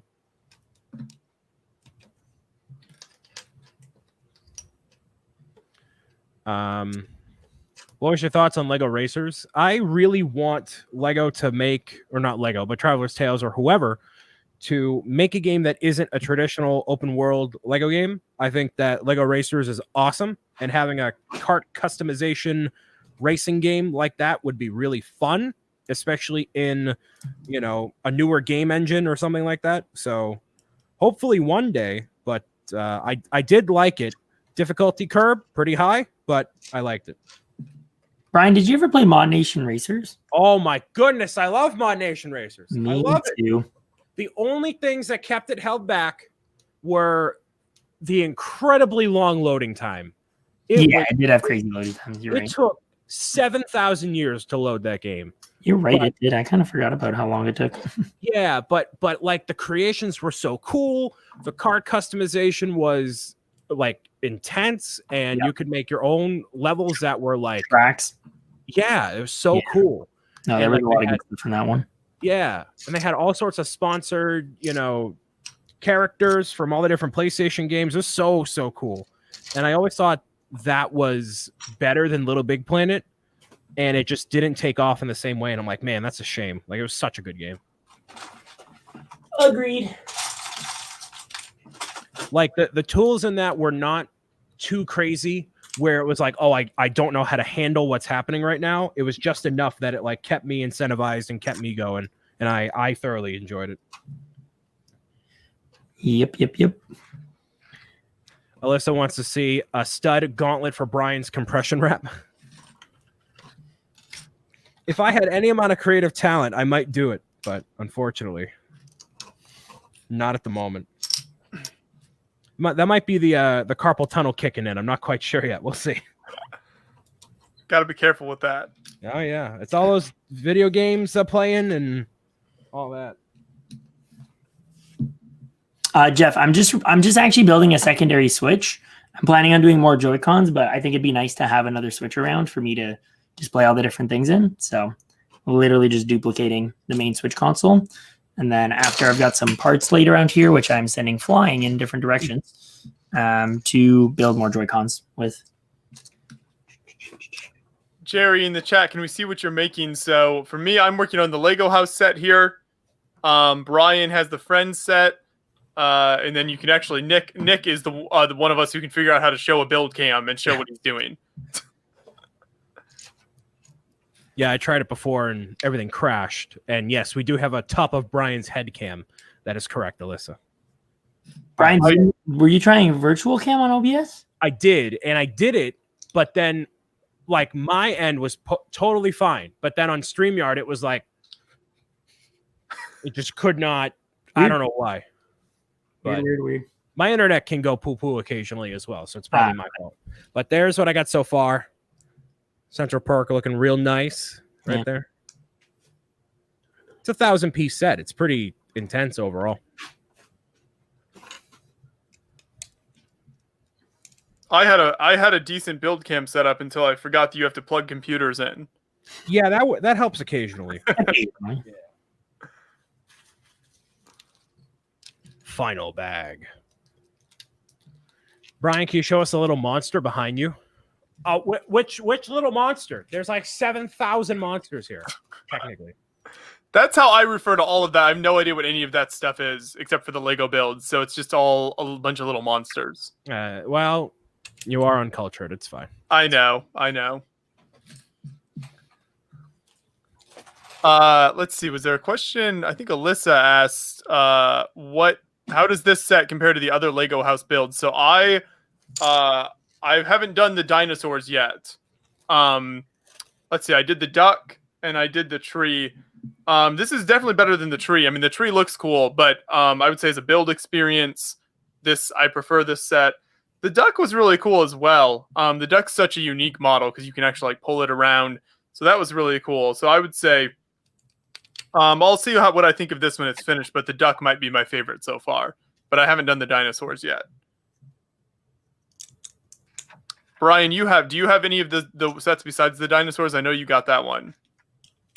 No, that is the only one I wanted out of all the Lego house sets. The other ones I would probably get as a souvenir from me going there if I do go one day. But the other ones, like, I didn't want badly enough that I'm like, this is a cool set that I want to import. So, no, I don't have any of the others.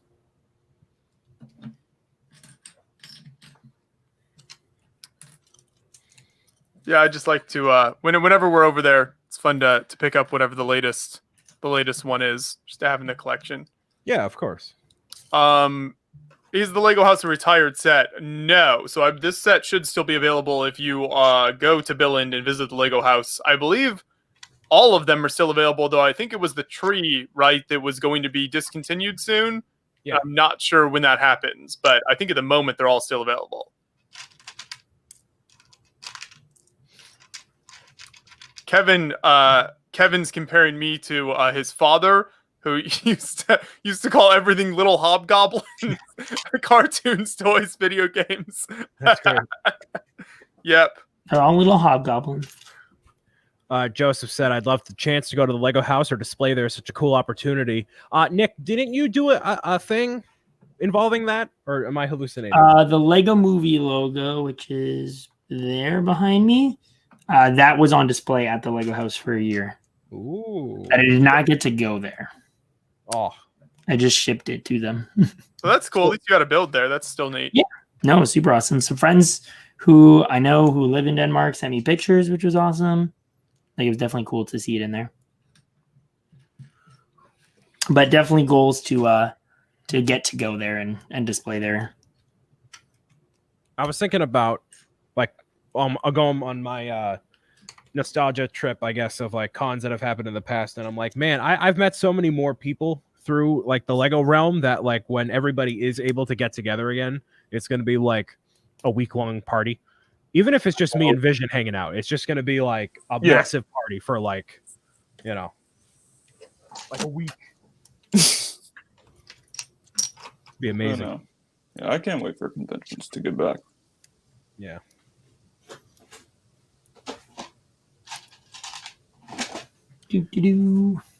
Yeah, it certainly. I've just realized more recently how much I miss seeing the people there. I mean, obviously the builds and everything are great. Recording content is great, but just seeing the people there regularly is definitely the highlight, and that's been hard. Totally. And yeah, you're sending me those pictures of Brick Fair, Virginia. I'm like, man, that was such an unexpected thing that was thrust upon me by Kevin, and it was all very spur of the moment and having it all unfold. But you mean going there or doing that video? Yeah, both. Okay. I remember being in traffic while coming back from working a shift at the store, and then Kevin called me and he's like, "Hey, you busy?" And I'm like, "Well, I'm in traffic." No. He's like, "So we need some help with this thing." And I'm like, "All right, now details." And so yeah, it worked out well enough with timing and everything. And yeah, that drive was intense but fun, and it worked out. Joseph Zawada said, yeah, like 2021 conventions are going to be very competitive. People had ample time to make incredible builds while quarantined. And I'm hoping that's the case. So I'm hoping that, whenever we do get shows again, it'll be like a higher level of builds. I mean, not that there weren't already lots of incredible builds on display, but, there'll be just bigger, better, cooler stuff, which will kind of make up for the fact that we didn't have them if people have had more time to improve on the builds. Totally. Which means, Joseph, you've got to have something bigger and better to display, because I know that's been a struggle.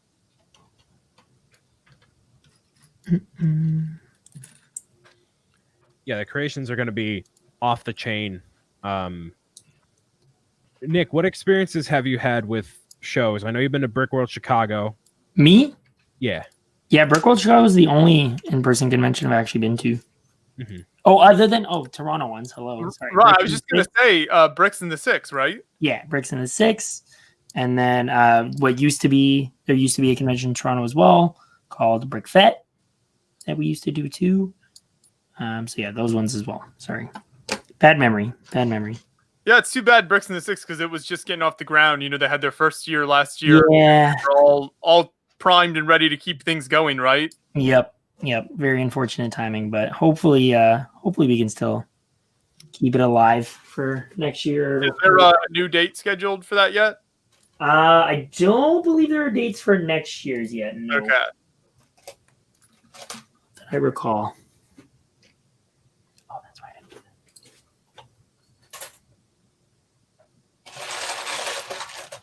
that. This quarantine works great for Lego fans. It totally does. It doesn't work well for the wallet necessarily, but it works great for the fans.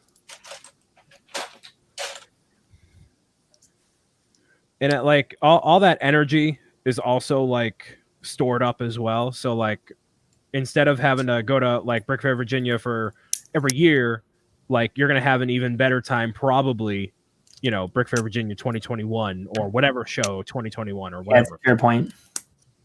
And I actually thought of that. Like, if I were, big suit businessman, like, what if there was just a show that happened every other year and everybody all allocated their energy into that? That way it's an even longer thing than it normally is. And it's just that much more that goes into it, That's what Star Wars Celebration does. Exactly right. I mean, Star Wars can pull it off. It's big enough, but like other things too. Like, I thought that was an interesting idea. Because I know for like Lego shows, it's very unique as someone who's into video games, because all the other gaming shows don't happen over the course of really like 5 days or a week. It's only the weekend, or it's only, Friday, Saturday, Sunday, not just Saturday, Sunday. So if you're a Lego fan going to the show, you have what, Tuesday through Saturday or something like that to work with everything. It's like, it's a very much longer time than it typically is. It's more like a San Diego Comic-Con type of thing with like a lot of days. Right. Let's ask which con is your favorite? I have said PAX East before, but I'm very biased because that's 20 minutes from my house. But I don't know, Joshua and Vision. Well, what about Lego shows? You got to keep it to just Lego shows. Oh, yeah, come on, Brian. Yeah, then it has to be Brick Fair, Virginia, only because I had met so many people through there, and the experience was incredible. Like, last year, the main thing that really drew me was obviously helping out with the show and building it and everything. But then also afterward, I took a 1-week vacation in DC with a couple of my friends. So they flew in and then we explored around there for a week. So that was fun. So that whole experience all wrapped up was very, very fun. And I would love to do something like that again. And especially now knowing more people now than I did back then. And, you know, probably do more Beyond the Brick content walking around and all that. Like, it would be just off the chain. It'd be crazy. Mm-hmm.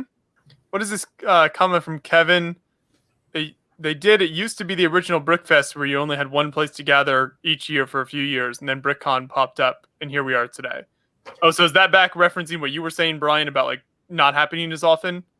Yeah, if shows happened intermittently instead of it being every year, there's, you know, a show.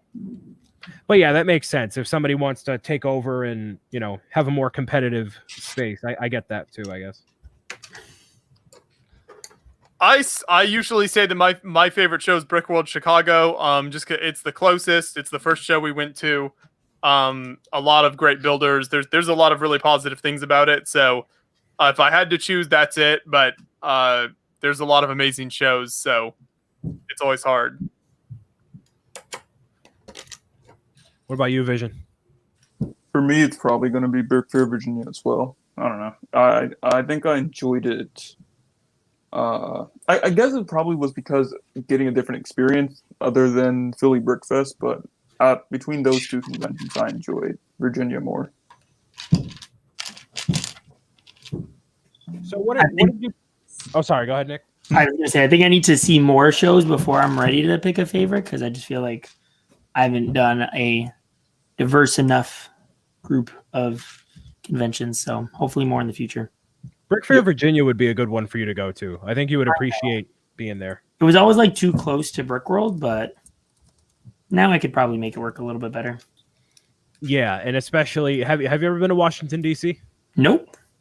Then you would definitely get a lot out of going to the show and then taking a day or 2 or 3, whatever, then going all throughout DC and seeing everything. Like, not even for like political history stuff, but just seeing the Smithsonian museums.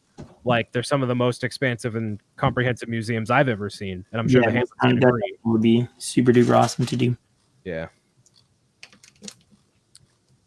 But you know, I like what Kevin said there. My favorite show is the one Brian's at, and it really is like whatever show you're friends at, you're going to be the ones you enjoy the most. So, yeah. No, I'm not sure why anyone would enjoy Brian's company, but to each their own. No. Kevin's just saying that because I helped with making the show happen in terms of labor. That's the reason he's saying that. Gotta love that free labor. Yeah, exactly. I think that's one reason Brickworld Chicago even though it was the first show we went to, yes, but also just being in the Midwest, I think since that's where I'm from, it's a little easier to vibe with other Midwest folks than it's at some of the other shows. Yeah. Yeah, it definitely makes sense. So, you being from the Midwest, to bring it around to food, as I always do, is Portillo's all it's cracked up to be? Because I went to Portillo's, and it was just okay. Yeah, it's a bit divisive. Yeah. I think most people, in my experience, the food is good. My biggest complaint, a lot of other people's biggest complaint, is the service. Especially if it gets very busy Really? and all, then it can kind of ruin your experience because it gets really crazy inside there. And there's just like people everywhere. They don't handle the orders very well a lot of the times. So for me, if you go to like a downtime part of the day when there aren't many people there, it's a much better experience. And I think the food is really good. It's also one of those places. So it started in Chicago, and it's I think a lot of people would say that not all Portillos are created the same. And if you go to some of the original ones, the more like right around Chicago, in Chicago, those ones, you'll get a better experience than you will at, say where I am in like the northern Indiana area. places like that. So I think there is some truth to that as well, but I think it's very good. It's definitely worth trying for sure. Nick, did you go there with us in Chicago? I've been to Portillo's multiple times. I don't know if I went with you guys, Okay. but we did deep dish pizza for sure. Yes, you might have had you might have been gone by the time we went there. We stopped in briefly with Boone, but it might have been after you left on that. Yeah, trip. might have been. Yeah. But yeah, no, I've been there before. It's good food. Like I would probably agree that it's not like all it's hyped up to be. I feel like just a lot of like regional places end up getting a lot of hype just because they're local and like quote unquote exclusive. Very similar to like In-N-Out. Like I think that's blown out of proportion. Like there's no denying it's all good and stuff, but like I don't know, I think people get more excited about stuff that's exclusive to them. Mm-hmm. No, that's a very good point. Yeah. Hunter was saying, was that a grumble from Brian? Hey, I'm a little, I'm always a little hungry. Could always go for some. So the one thing that's like maybe the most unique thing there, and is like everyone loves, is their chocolate cake shake, where it's a shake, but then they just take a big slice of chocolate pie and mix it up in there with it, and cool. that is something that's like very unique that I've never really had anywhere else, and it's very good. I can already feel the blood not hitting my head properly from like everything getting clogged up. Oh, Kevin says he hated the shake. What? Ooh, I think I remember that. I think I was there with you, Kevin, when you tried the shake and you're just like, it's too thick. It's just, you can't. Well, it is. So, I mean, there's like an actual slice of cake in there. And so Yeah. you get like halfway down and you end up, but then that's great because it's like cake and a shake together. Right. But no, I could see that. I think they took so long for me that they gave me a slice of chocolate cake for free. Like the woman there was very nice, very nice lady. But I couldn't get over.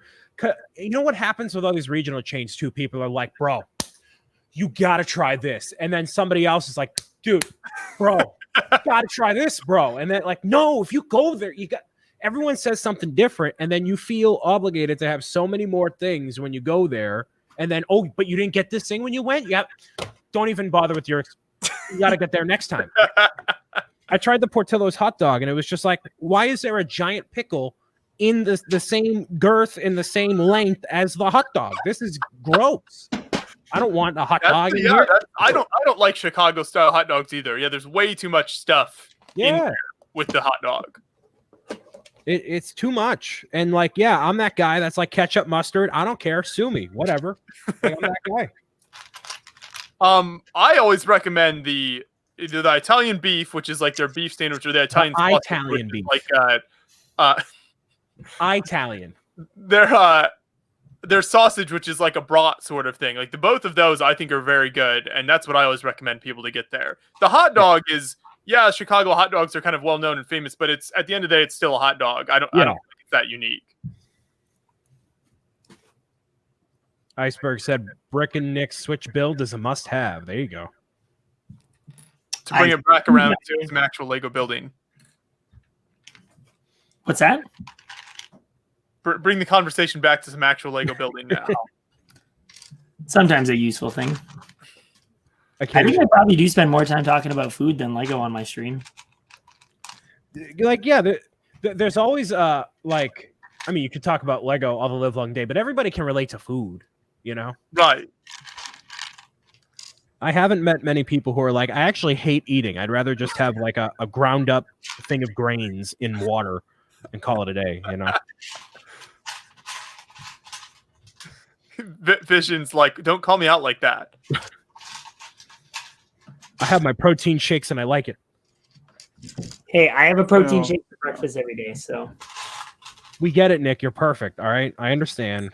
Here I am grabbing my Dunkin' Iced and egg and cheese sandwich. Hey, if I could be running on Dunkin's, I would. Don't get me wrong. I know. I'd be right there with you, man. If I had a Dunkin' closer, oh man. Brian, do you still have that same gift card with my beautiful championship on there? I do. So that is actually on a shelf in my room as a part of the new decade of memories that I have. The Bricks O'Brien Museum. Yes. I over the past 10 years, I have all these like more personal mementos that are on there. So I still have to clear all of the 2010s stuff off and then have the gift card up there. That's definitely a good one. I love it. This stuff behind me rotates out more often, but that shelf is like, Lego Pirate says Danish hot dog is the best. The Danish do a lot of interesting things with hot dogs. I've had mixed experiences. They put some sort of weird condiments and things with them, but I've had some good ones over there. Yeah, they're weirdly popular in Denmark. Hot dogs are interesting. A lot of, like street vendors. Really? Yeah. But a lot of times they don't put them, and if there were Danish people in the chat, maybe they'll disagree. But in my experience, I think they put them. They don't necessarily put them in a regular bun. They put them like in the bun is like a sheath for the hot dog, and it's like stuck down in there. If that makes sense, like it's round and there's like a hole in it, and then they put the hot dog in there. Hold on. I'm gonna look this up. Danish hot dog? Yeah. That's how they do most of it. So like a lot of the hot dog, maybe half of it has no bun around it. Oh, it sticks out on the sides. Yes, in a way, but it's also just a different style of bun. I need to pull up Yeah, if you can. I'm looking at what I believe to be images of it, but it just looks like a longer hot dog than the bun is. Only one side. Yeah, you're gonna have to find me a good reference, Joshua. And I think they do them multiple ways. So this could be. Let me see here.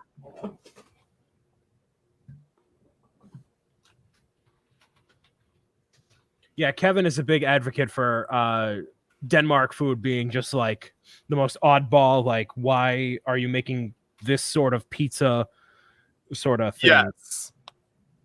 They just go buck wild with it. So here's a video of what I'm talking about. Yeah, so here, let me figure out how I can share this. Forget the Lego house. This is much more important. Oh yeah, exactly.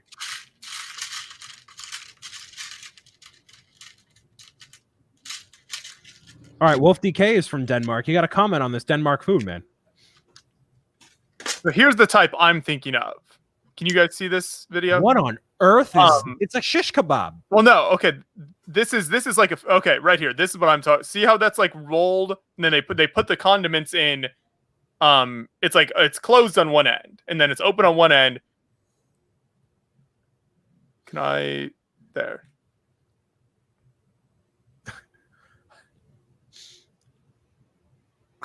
And then they stick the hot dog in. Do they really? Oh, Very I interesting. understand. I understand. It's a sheath. Yes. What's wrong with that hot dog? It's a sheath. Okay. So that's what I think of, because I've seen a lot of street vendors that sell that style in Denmark, but I'm sure they probably also do like regular style hot dogs as well. But those are unique, and that's what I guess it made them stand out in my mind. Right. I gotcha. It looks like one of those, like I don't know, what do you even call it? Like, it was like a toy. It's like this jelly toy that you could like, you had them like, and they had like the filling on the inside, and they were like super slippery. And you like, oh, I think I know it. Like it had like a plastic outside. Yeah. You could like squeeze it. Yeah. Yeah. Oh, here he is, Andres. He's in the chat. Andres, where's everything? All right here. Do you need a quick boost, Andres? I need a quick boost, baby. Let's go. I'm sure he would be willing to talk about European hot dogs with you as well. Oh my goodness, I can't. Yeah. Yeah. I will say that style of hot dog I was showing you, it's annoying because the condiments are all on the bottom. And so it's not until you get to that part that you actually get any of the condiments. So I kind of thought that was not great with that. Yeah, that's a little weird. Yeah. That's a bit odd. But, hey, They do what they do, you know. Yep. That's all you can ask for. I've actually had that. I think probably multiple times. There's always the same little food vendor set up just across the street from the Lego store in Copenhagen, and I think I've had that a couple different times there. That guy makes his living just standing right there. He probably does. He just feeds all the Lego fans. There's a lot of them for sure.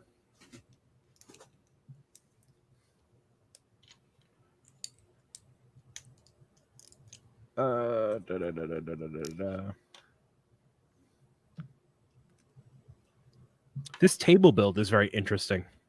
The build for there we go. It's very weird. A lot of sideways building. Yeah, a lot of studs on the side and everything. Very odd. But I am very close. Let's see. There's a Connecticut hot dog discussion happening in chat. Yeah, I was gonna say, I'm trying to piece together if there's like anything I can contribute to that conversation, but I don't It's a think very there- localized hot dog conversation. Yeah, I was convinced there was nothing good happening in Connecticut in general, but you know, that might just be me, I guess. Did you know that when a storm happens in Connecticut, Joshua, they go for out power sometimes for like 4 to 5 days at a time? Really? Yeah, like Kevin didn't have power for a long time. Wow. And like it wasn't even a Third big world storm. country over there. Yeah, it wasn't even a big storm. It was just like a typical windstorm or something like that. Like it wasn't anything crazy. No wonder Kevin wants to move out. Yeah, right. Exactly. We had a massive storm come through Chicago and then hit us. I don't know if it kept going for a while towards you guys or towards where you are, Brian, towards the East Coast, but it came through last night. Quite a heavy storm. It's bright and sunny here now, but you never know. Tornadoes. I don't know if they ever actually confirmed that they touched down in like northern Indiana, but there were a lot of warnings. Yeah, we got a tornado warning last week, but yeah. Uh-oh, Andres is in another special location, dropping by in about 15 minutes. Uh-oh. Special location. Oh no. There better be another apple. We need to vet him before we bring him into the stream publicly, because you never know what that means when Andreas says he's in a special location. I am here in Area 51 in the middle of the desert. I'm here to see the aliens. Or maybe they think I am the alien. I don't know. We'll find out. Oh man. If anyone were to discover extraterrestrial life, it would be Andres. The colors in this build are just so fantastic. Look at this. That top-down view.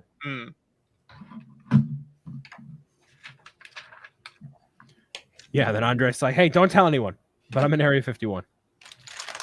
I miss Stuart because I think ever since the Lego house reopened, he's had an actual job he has to do there, and now he can't hang out in the chats anymore.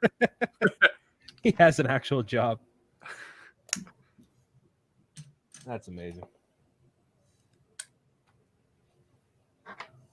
Yeah, I hope to make it there someday. I want to be able to see all that for myself.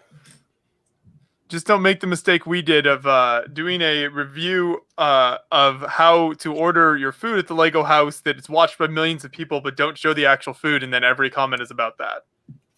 Wait, did you really do that? Because in our mind, the whole interest of the Lego House restaurant is how you order the food. Like that's the cool part. It's like you build your meal, you put it in. We showed the robots and everything. We were like, oh well, the food is just basic Danish food, which, as we've discussed, not always the greatest. What don't bother showing it. But then that's all the comments. We're like, well, you didn't show the food. We want to see the food. Yeah. So when we sent Boone back there for Fan Media Days, we had made sure he recorded a video actually talking about the food itself. That's amazing. I don't think it even occurred to us to show the food. And then that's when you asked Andres how the food went, and he's like, "It's actually not good." Yes, that was the most food we had shown in our preliminary Lego house video that everyone watched was his quick overview. That's amazing.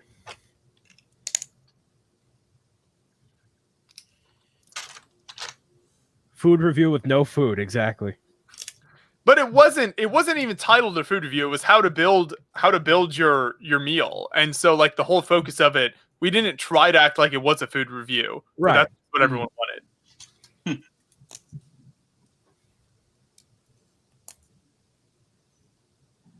Is a friend set an idea set? Yes, it is, DJ. I am close to, very, very close to finishing the final bag.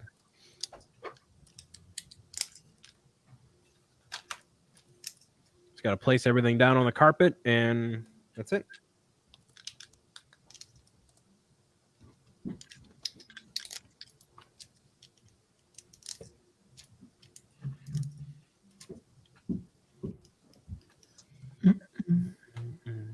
Milan defending the Lego House restaurant food.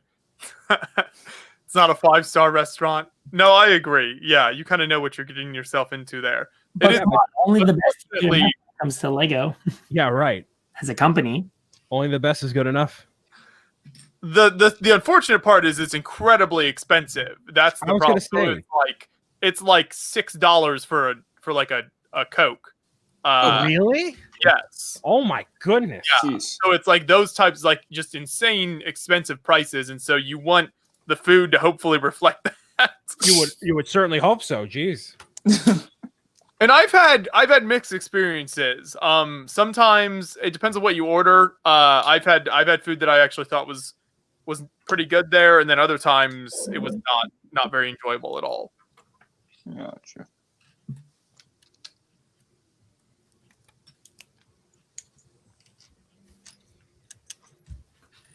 Yeah, what's the power of like the US dollar over there? Does it translate pretty close or It's like I want to say it's like 6 or 7 kroner to $1.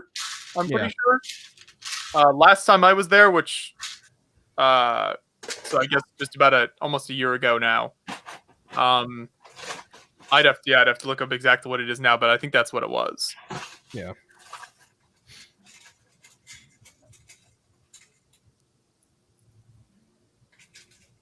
Yeah, and Stud Sidious is in Connecticut too. He says his parents had no power for 6 days after the hurricane, which was not a hurricane. It was a windstorm that ended up getting to us at least.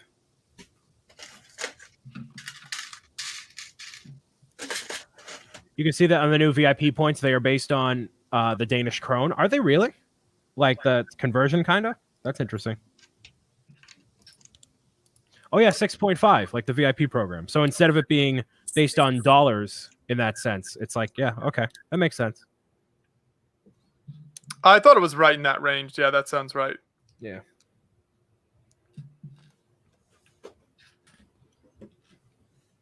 And the Canadian dollars around 5 Danish kroner. Yeah.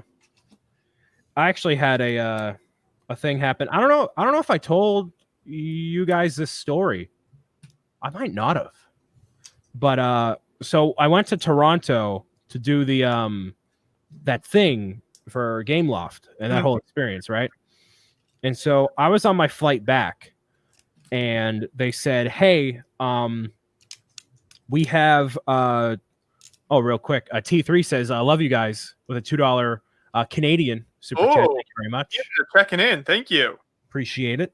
Is this because Nick's in the stream, so you want to represent the country well? There you go.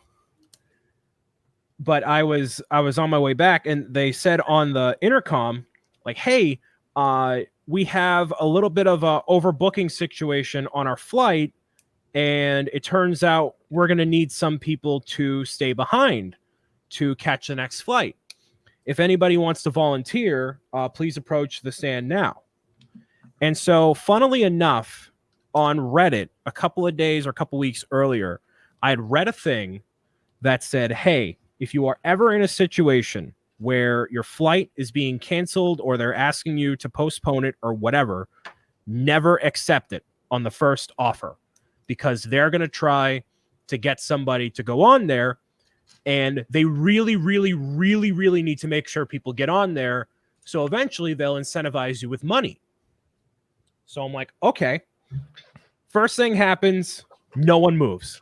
So wait, real quick. So they weren't incentivizing you with money at that point? Not at that point. Not at the first announcement. Oh, okay. In Not my the first experience, they normally start out with that. Like they No. Okay, interesting. They didn't start out with that. It was Air Canada. So I was there and I'm like, okay, no, don't move. And they needed like 4 people, I think. I think one person might have went up, maybe. And then after a little while, a couple minutes, they say, all right, we still need people to volunteer to not go on the flight. We're going to offer you $200 to stay behind and take the next flight. And then nobody moves. I'm like, okay. A couple minutes later, the guy says, hey, we're still looking for people to not take the flight. We are offering anybody who wants to go $600. Whoa. And then I sit there, and then like another person goes up, and they need one more person. And then what I do is I move from where I was and move a little bit closer to where the receptionist is at the front, so I could immediately get up. And then the next announcement was like, we're still looking for people to not take the flight. We're offering you $900 to not, and then I immediately get up, walk right over, and I grab it. So I scored an extra $900 Canadian to take a little bit of a later flight, stayed behind, ate a burger at Wahlburgers, and then cruised right on home, no problem. Yeah, that's incredible, especially when it's I've only had that happen to me once, but yeah, when it's not even like a big inconvenience, like you like just a couple hours later. I mean, it's one thing if it's like, oh, you've got to stay the night or something. Yeah. But just to take a couple hours Just a couple hours, yeah.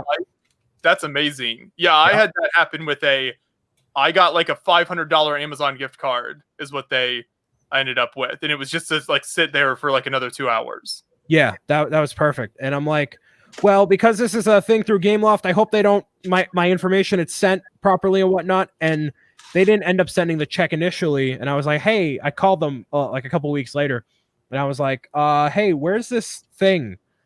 And they said, oh, we just didn't have your address. What's your address? Gave it to them, and then like 5 days later, I have a check in the mail for $600 US. I'm like, all right, cool. Perfect. That's awesome. Good job holding out on them. Yeah, I knew, like, I just knew it. I'm like, all right, I'm going to stand right here and just wait.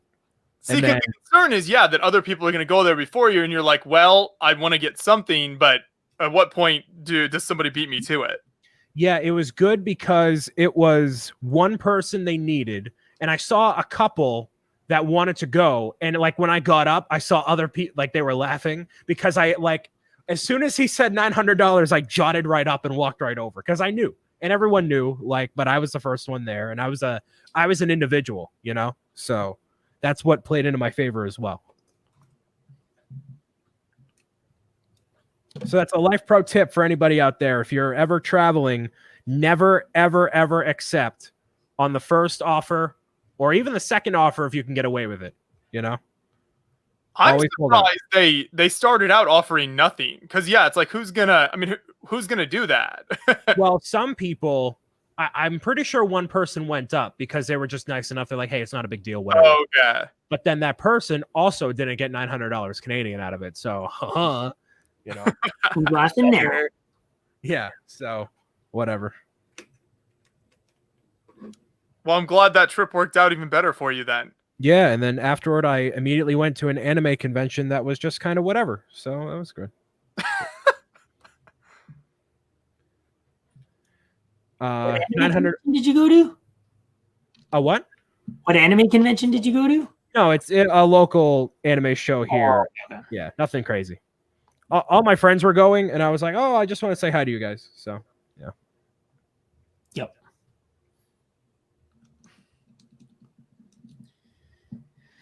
Alyssa, look what happens when you're a nice person, you get nothing. She's right. Moral of the story, kids. Don't be nice. Alyssa coming in to drop the real wisdom in the chat. Yep. You get nothing. Yeah, when it comes to big companies and things like that, and like when I was very surprised when I called about that information because I didn't get the check. They're like, "Oh yeah, we just didn't know where to send it, but here you go. Here's your money. No problem." It's like, all right, cool, perfect. When that happened to me, they ended up giving me like an extra $100 because they did that whole thing with saying they needed people or whatever, and I was like, okay, I went up there and said I'll wait, but then they ended up thinking they had enough space because they thought everybody had gotten on, and they're like, hey, we have one spot left, so you can go in and get on. We don't need you to wait. So I went on. I think my seat was in like the very back, so I went all the way to the back, got like luggage stored. And then they came in and got me off because someone showed up like super, super last minute. Oh, so I guess for that extra hassle, they gave an extra $100. there you go. On top of the $500 Amazon gift card? Yes. Nice. Oh, I remember. So for the Air Canada thing, it was either, I think it was a $1,200 or like $1,100 travel credit or $900 cash. Oh, okay. And I took the cash because I didn't know the next time I'd be back to Canada. And luckily I did, considering the world falling apart. So good for me. But there he is, the legend. Hello, everybody. Can you hear me? Loud and clear, Andres. How you doing? That's perfect. I'm totally fine. I'm happy today because it's a sunny day. So it has been a sunny day. And this is for you, Brian, a very special location. Right here, I'm sitting under an apple tree. Hey. There we go. Perfect. I love it. The simple things in life are really important right now. They are. And I brought something for you, Brian, because, because of you, I'm sitting here. Okay. Otherwise, I would sit upstairs in my big apartment building. Joshua, you've been there. 10 bedrooms. Yeah. You know my building. How sweet. I mean, the money Zazumgabout brings in, unbelievable. It is unbelievable. And instead of building something, I'm sitting here and chatting for a few minutes. And okay, oh my goodness, it seems I'm gone. Can you still see me? No, you never left. You never left. Yeah. Okay, great. Because I don't see you, but who cares? I brought something because right now I'm building the Nintendo Entertainment System. There it is. Which is really fun. So this is the controller my daughter built on his own, and I'm building the big box right now. Are you building it outside? Yes, I'm building outside, which is always fun because okay, now I'm back. It's always fun because I'm sitting on the balcony, and I built once the Porsche, the big Technic one. And I was building, and I made a building mistake, and a few parts flipped away. You know, I tried to repair something, and the parts were gone. And I don't know how many neighbors are helping me out, but everybody was looking downstairs in the garden to find the special pieces because I don't have them in my collection. I'm a system builder. So it was really fun. And I told everybody it's important. I have to publish the review soon. Please help me out here. So everybody was looking for those pieces, and we found it after, I don't know, 30 minutes. It was a long walk, but it was fun. Oh, That's man. amazing. Those crazy days. I mean, and the reason I'm here, I nearly forgot that today is Tuesday, which is, of course, the important Beyond the Brick live stream day. And I thought of Joshua and John because every time we spend time together with ice cream. And today I bought a big cup of Ben & Jerry's. And then I thought of Joshua because, I mean, Joshua, I can tell the viewers right now, Joshua is always eating ice cream.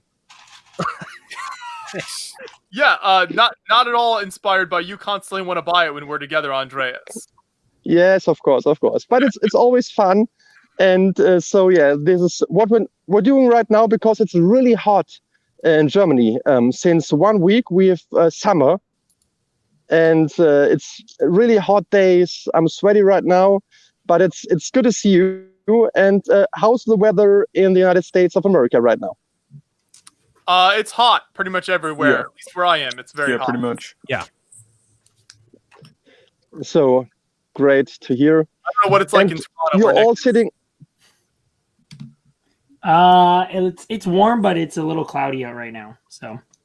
All right. So this is, I think, when you're doing a live stream and talk about the weather, this is, I mean, there's only one step you can go deeper. You know, you talk about hot dogs, then the weather, and then what else? I mean, this is like, How low can we go? We still have 200 viewers. oh, so many. That's awesome. We hit like 650 at one point this stream, which was like might be the highest we've ever been on a live stream. Hey, I hey. How many? There. 10,000? No, 650, Andres. oh, great. So I'm doing this right now. You know, like in any important TV show. Okay, Right. now I can hear you. Okay, Right. we're back. Like Yeah. you're I'm sitting here in the middle of Germany. No, with the aliens, Yeah. right? Like you're reporting in. but I can show you. I mean, this is important for you. This is how a German apple tree looks. You know. It looks like a bush. So I thought this is German apple tree. So Yeah. did you bring So all the anyway, pieces outside? yes. So I'm sitting on the balcony, on my table, and building, and it's always a thrill because you don't know, will you lose some parts? Will it be fine? At one point in my life, I'm using some boxes to put them there because, you know, I have this balcony and there are like tiny gaps where you can lose bricks. So, but I think this is part of the deal, part of the fun that I'm sitting there and, oh my goodness, the part is gone. But with system, it's always possible to find those parts. I mean, of course, not any printed pieces or any new Right. piece. But with Technic, it's the end of the world. Then it's there's, by the way, one thing my girlfriend told me. She was asking, why are you going outside? I say, it's important because I'm on Beyond the Brick. It's the Right. biggest YouTube channel in the world, and Yes. they have nearly 9 million subscribers on Facebook. Right. So they're really, really You big. should know that. How did you Yeah. not know that? And you know, and normally, like you think kind of reaction would be, oh my goodness, good luck, you know. But she was telling me, please don't cry outside, don't speak too loud. You know, our neighbors are watching, you know, like this. Please find a spot where you don't, of course. So I'm sitting here. There's nobody. It's totally fine. You keep embarrassing her in front of the neighbors. I wouldn't go so far, but I mean, I'm sitting here on an apple tree, wearing a cap, had this earplugs in, talking English. Maybe I some hope people you would are. think, You're what talking is going on? Fucking Yeah. I've seen 2 or 3 people in Germany who talking English in the past. Yes, of course. But it could be funny anyway.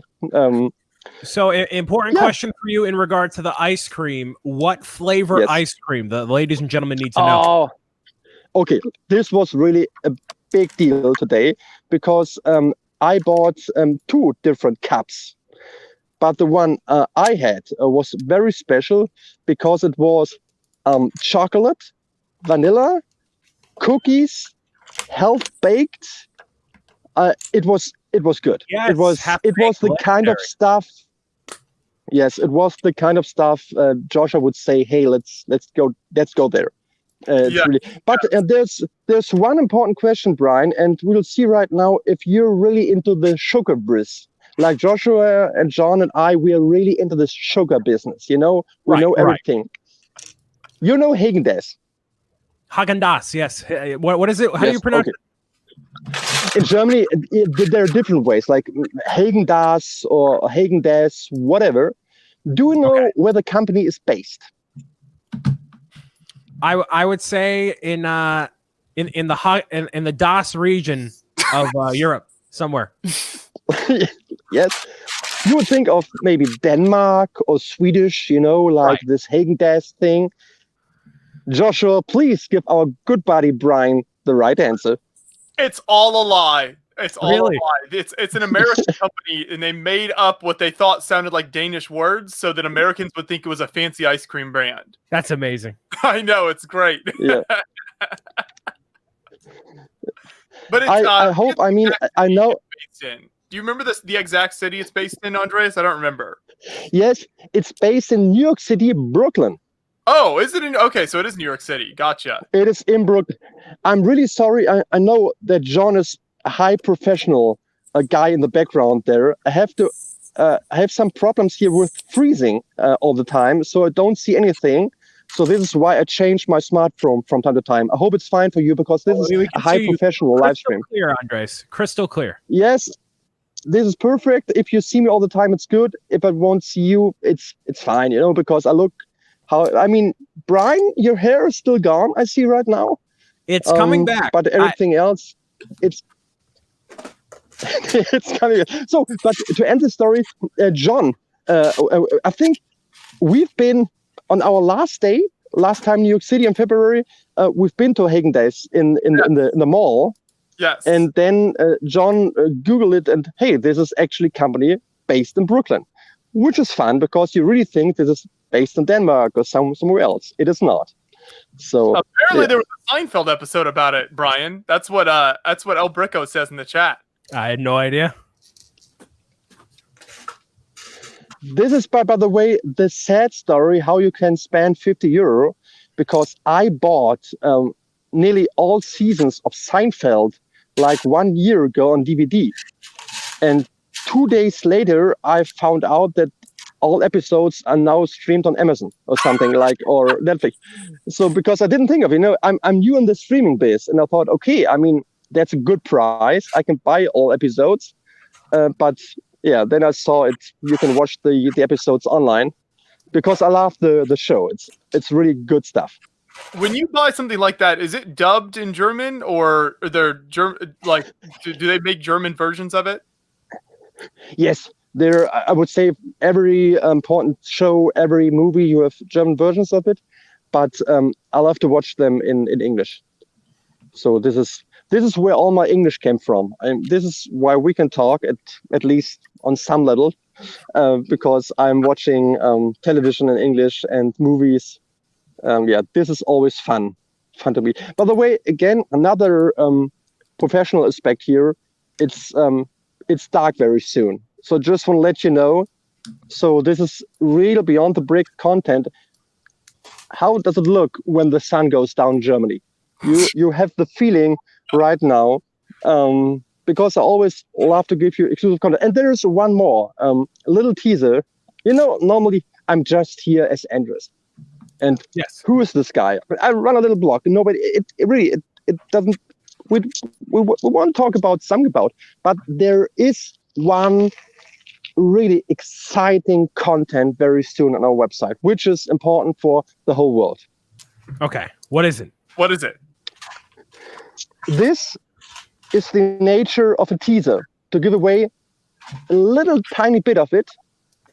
And everybody is screaming, what is it, Andres? What is it? And I just can tell you, maybe next Tuesday, I can give you the full answer. Oh. Okay, there we go.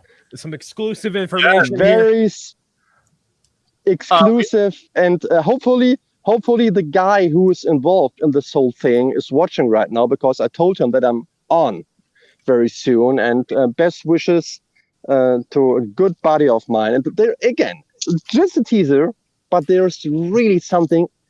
Oh my goodness, when I think of it, I'm so excited. It's a big deal. It's really a big deal for all builders out there, all Lego fans around the world. This is really, really special. So no advertisement from our website. Before we end the stream, there's some questions for you in chat.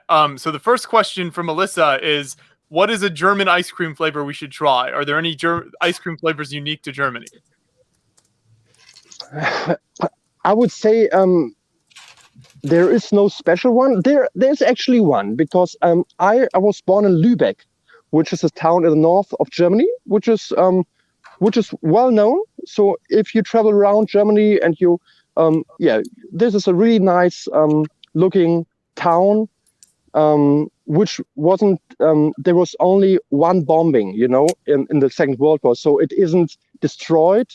Only one part of it, so there are still all the old buildings, and you can still have the Holstentor, which is a big gate, which was on the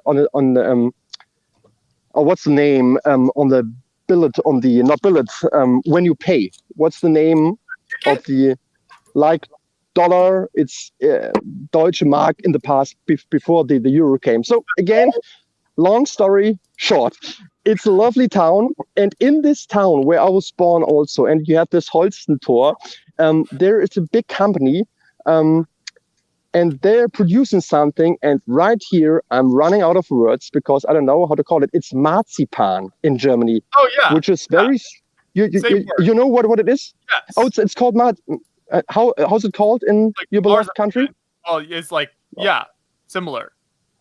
Okay, and this company has maybe 5 or 6 shops in the north of Germany where they're selling cake and stuff and marzipan and very special things. And there's also one marzipan ice cream, one flavor. And this is really, really good. So when you're in Lübeck and not in Hamburg, actually, there is no shop of those, but you can buy this ice cream also.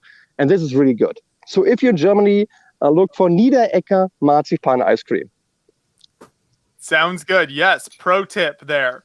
As Andres descends into the void of the darkness of nighttime in his location, Joshua, how's the Lego house build looking? I just finished it up. So yeah, this is it looks very cool here. Here it is. So you've got Nice. the big brick in the center, and this section comes out, and you've got the tree of creativity there with the staircase, all of the bright colors. It's a great looking model. I think it'll look fantastic on display. So shout out to everyone who had a hand in designing this set, Stuart and everyone else at the Lego house. It looks very nice. Cool. I did finish the Friends set. You can see all the interior there.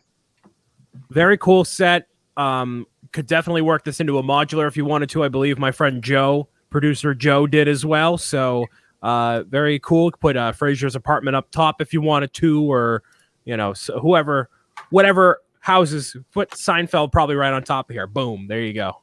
There it is. There are already some mocks out there.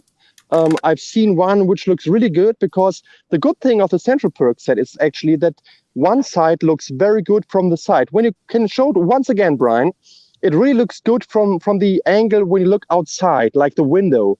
Yes. And you can actually flip around the window so that it looks good from the outside and from the inside. Right. Totally. Yeah, that works perfectly. We've almost completely lost Andreas now. Yes, I'm really sorry. And John can kick me out at any time if you think this is not the high quality content you need. But this is what I can give you today, just sitting here, totally relaxed. Yes, it's dark. I'm sitting here, but it's fine. And I will add something to your build, Joshua. It's a really enjoyable build, and I think it's really much better than the first version, the white version we've seen before, which was fun because all the shops sold the set before the Lego house opened, which was a good thing for Billund, for travelers. But I think the colorful version you've just shown is really a masterpiece and a good looking set. And if you have the chance to get a hand on it, buy it. It's a really lovely set. For sure. That's good advice. So I think that'll about finish up the stream for us here. We'll get an update from Nick when he comes back on what he was able to achieve there. But yeah, good stream here. We'll be back next week. Hopefully with some piano related content on the stream is the goal next week. That's going to take you 7,000 years to build. That is such a complex set. We probably won't finish it on stream, but we'll build for a while. Maybe go for longer. We'll have to figure out the logistics of that. Nick, what all progress did you make there? I got some green Joy-Cons built. I wanted to have, even though I see them fully in green, I didn't think it looked too bad with the regular green at the edges. Kind of looks like some sort of border bumpers or something. No, it looks good. Yeah, I just wanted to have more Joy-Con variations, so I got another Switch body done, so I can display a couple of them at once. Cool. Very nice. Thanks for joining us. Thanks for building. It's always great to see what you're working on. Always great to be here, guys. Thanks so much for letting me join the party. And Alyssa says that Andreas is giving us that power outage in Connecticut point of view. Yes, that's exactly what it looks like. There's the chicken nugget, as Yes. Brian calls it. Chicken nugget, Just, yes. just Wow. a quick shout out to Nick. I have to say your Switch looks amazing. Really much. great build. And when you look at it, and right now on the small screen, it looks exactly like the Switch. So really good work there. Yeah, you wouldn't know the difference. Andres has descended into the shadow realm. It is time for us to go. Sounds good. Thank you everyone for joining us in the live stream and in chat. Always great to chat with everyone. We'll be back next week with some more exciting building, chatting, conversation. Who knows who will pop in? But we'll see you later.